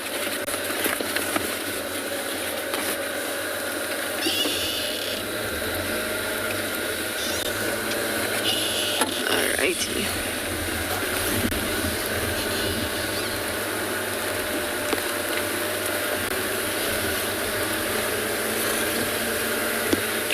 Well, let's just drive and enjoy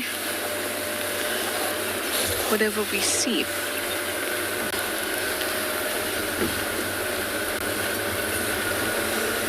I'm going to attempt to take my spotlight out without dropping too much water in the vehicle.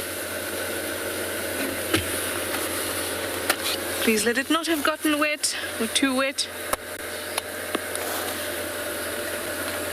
Yay. All right. Well, chameleons are going to be difficult because they don't like it when it's rainy and cold.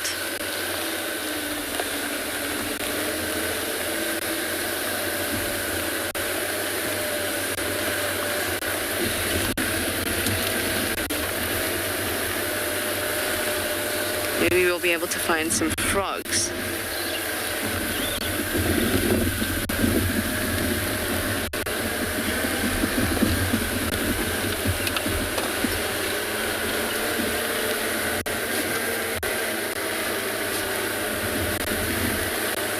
Or a leopard, that would be awesome.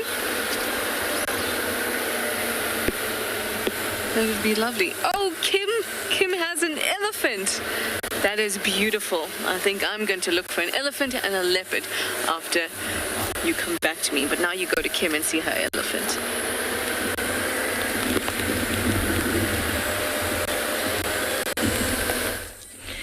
So we have found an elephant and we're very excited about it.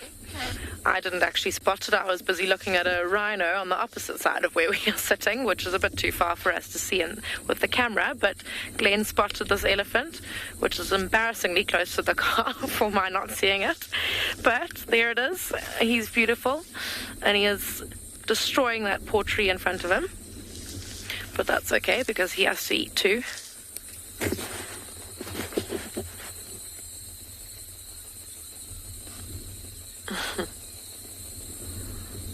It looks like he's stripped pretty much all of the leaves off of that tree already.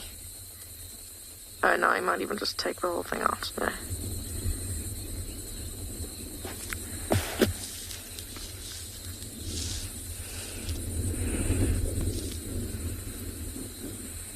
See how he's using his foot to kick up? Kind of had his trunk around a clump of grass and then he used his foot to kick it up so that the roots released it. Actually looks like a bit of, like a kind of bush that he's eating there, not grass.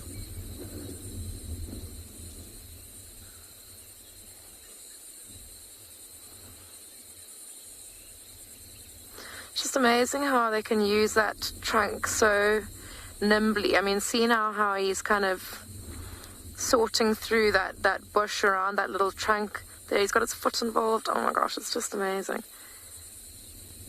Knew exactly what he wanted out of that little bush. Sniffed it out and used his trunk and foot to get it. Karen, my favorite thing about elephants. Wow, there's lots of things that I really enjoy about elephants. I mean, there's nothing better than that low tummy rumble that they give to communicate between one another. That's really something to witness. So that's something pretty amazing. I mean, watching them use their trunk, like we're witnessing right now, is also just so special. Like, look at the way he just moves from one bush to the next. Like, nope, I don't want that. Okay, I want that. He's so,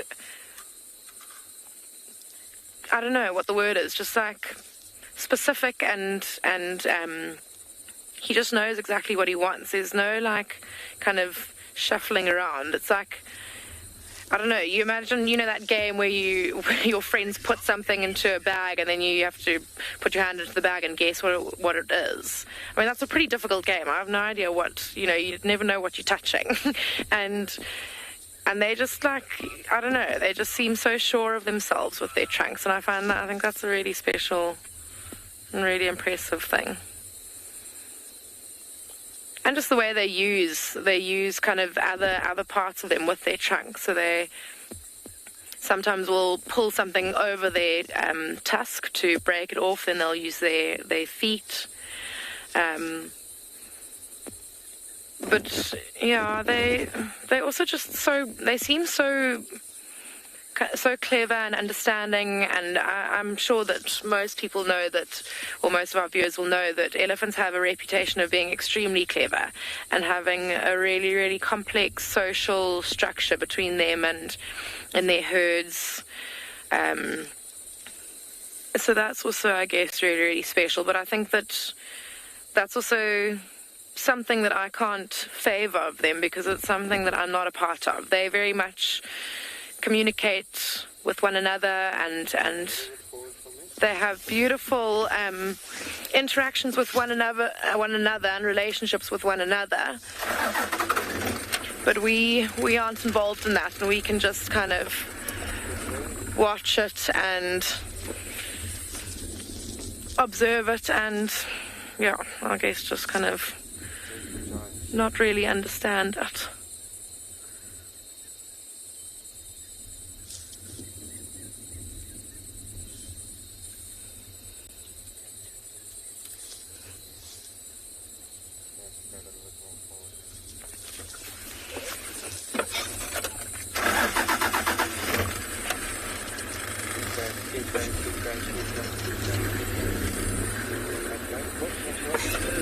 So,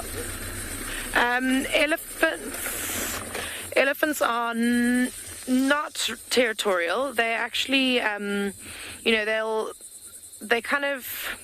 actually quite migratory. So they can move really, really great distances. Elephants, when we, before there were so many fences and fenced reserves and things like that, elephant herds would migrate hundreds and hundreds of kilometers, across countries, and often they would do those same routes over and over, but no, not necessarily territorial. And with that, they'll often, or they can even be a number of herds mushed up together into one kind of super herd of elephants. In their migrations, so they're not really territorial, no.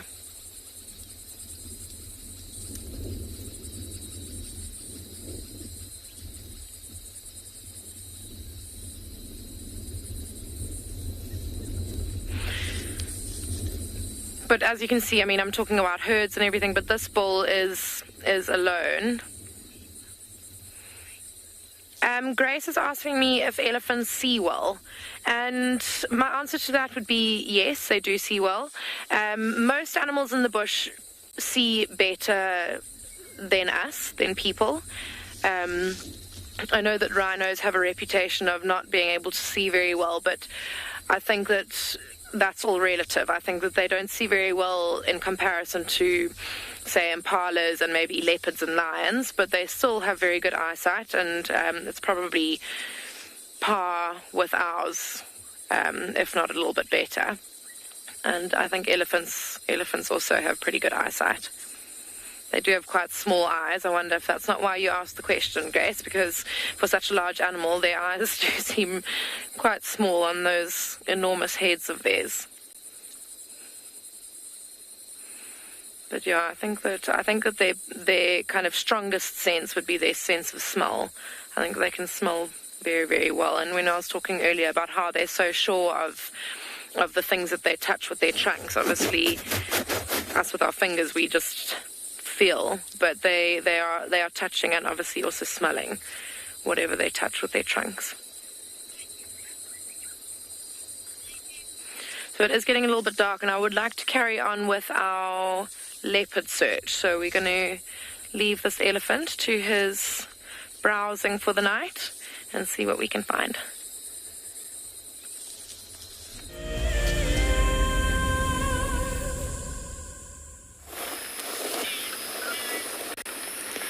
You can hear the rain still. I said it was not as bad as I thought it would be. But we're just going to listen to it for a little while.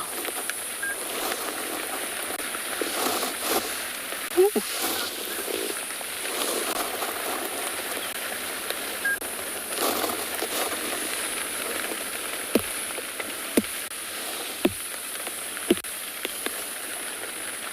still hear woodland kingfisher.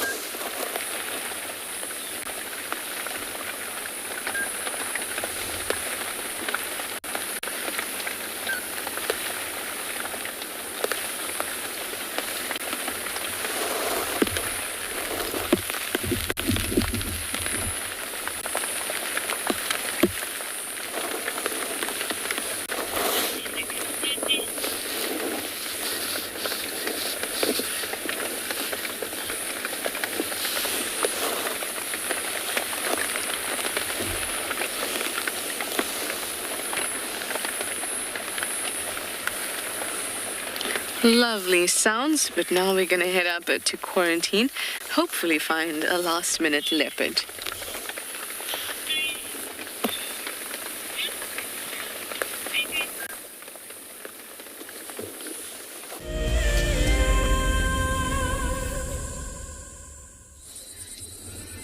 So we've actually decided to stay with this elephant who's still munching away.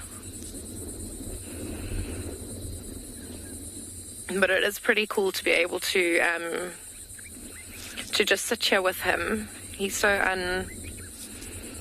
unperturbed by us. He just doesn't mind at all that we here, sharing his space, watching him go about his natural ways.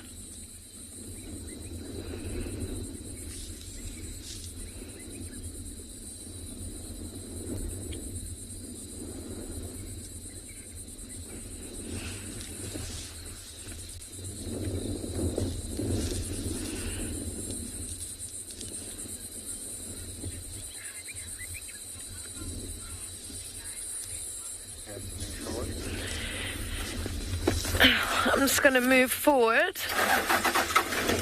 Tanya, so as I was talking about elephant social structures earlier, they're very social animals. So obviously that doesn't seem like the case now with this single bull, but calves will actually stay with the herd, well, especially the cows, for life. Sorry, I thought I saw something off to the right. But I'm not actually sure at what age, but I think around about the age of like 10, the males will start to be pushed out of the herd. Maybe between 10 and 15, they'll start to be shoved out of the herd because they become quite boisterous as teenagers, and they start to put the younger calves in danger. So pretty much all the dynamics or social dynamics of an elephant herd are organized around looking after or keeping the calves safe. And they don't want these boisterous young elephant bulls making trouble and putting the youngsters in danger. So at that point they'll send the young bulls out, and then they will become like what we see here, this bull here, these lone bulls. And when they come into must, they will then go and try and find the herds again and try and mate, but that'll only come a little bit later.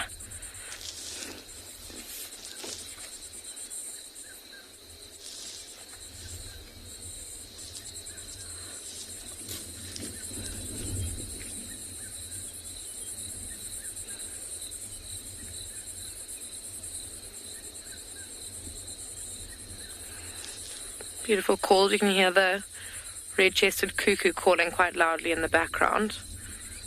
He'll sometimes go all night long.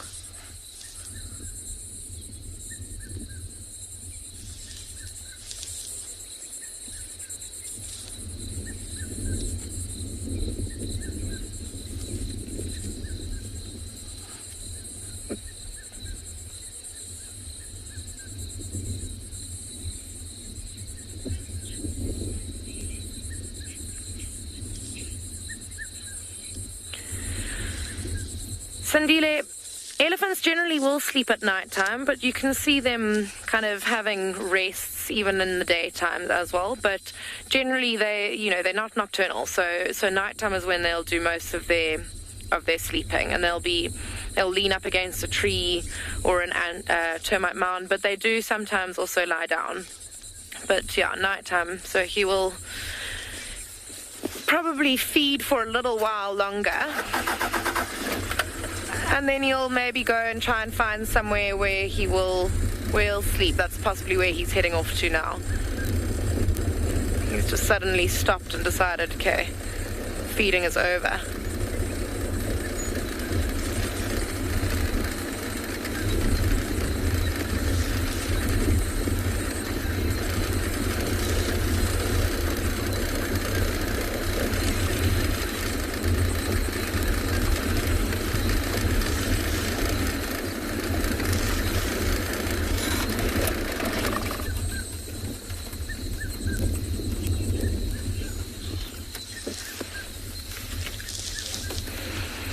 Oh, and he's just gone on to the next bush, and I'm very jealous of Trishala's leopard that I will now send you over to.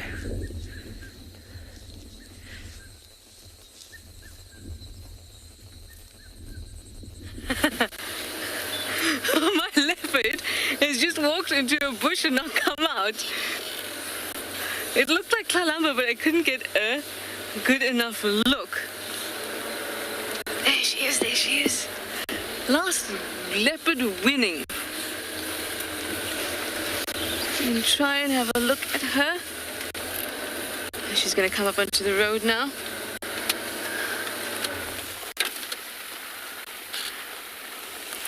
The best I can do. Now let's move forward just a little bit. There's our IR light.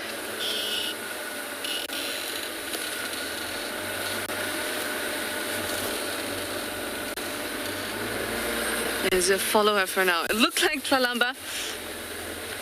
It's here by Timbeta House, which is quite close to... Let's just... Thing is, so our light is not working, but she is hunting, and I don't really want to disturb her. So we are going to have to just hope that we get lucky with being able to see her and being close enough to see her. I'll try. I don't want to spotlight her. I'll try. See, there's impala out to the side here.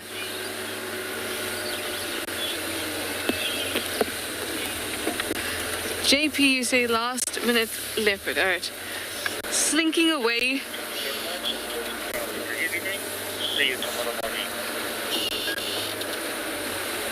Certainly last minute leopard.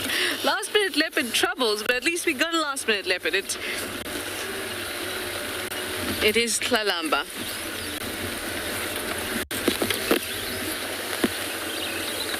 Where'd you go, girl?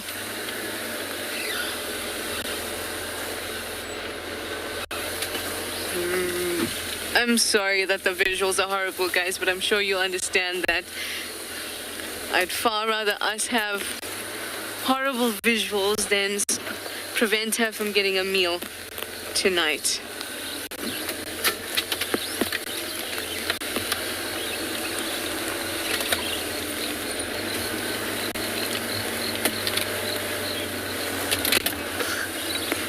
Girl, do you want to show yourself?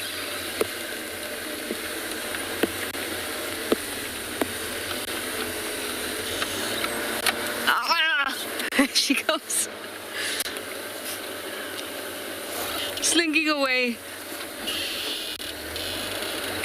She's going to come out onto the road. Maybe we'll be able to see her for the last few seconds.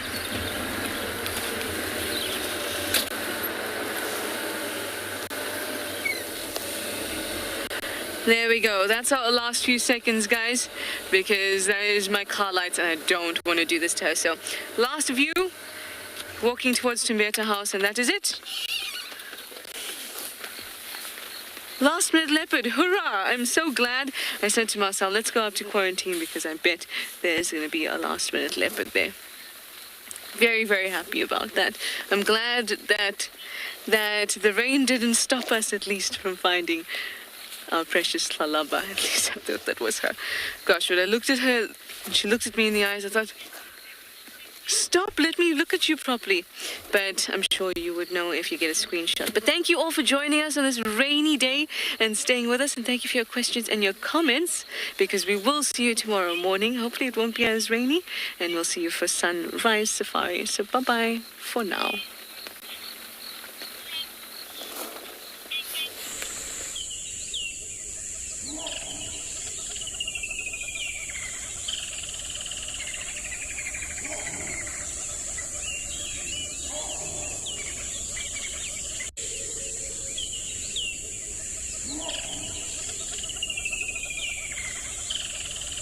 This program features live coverage of an African safari and may include animal kills and carcasses.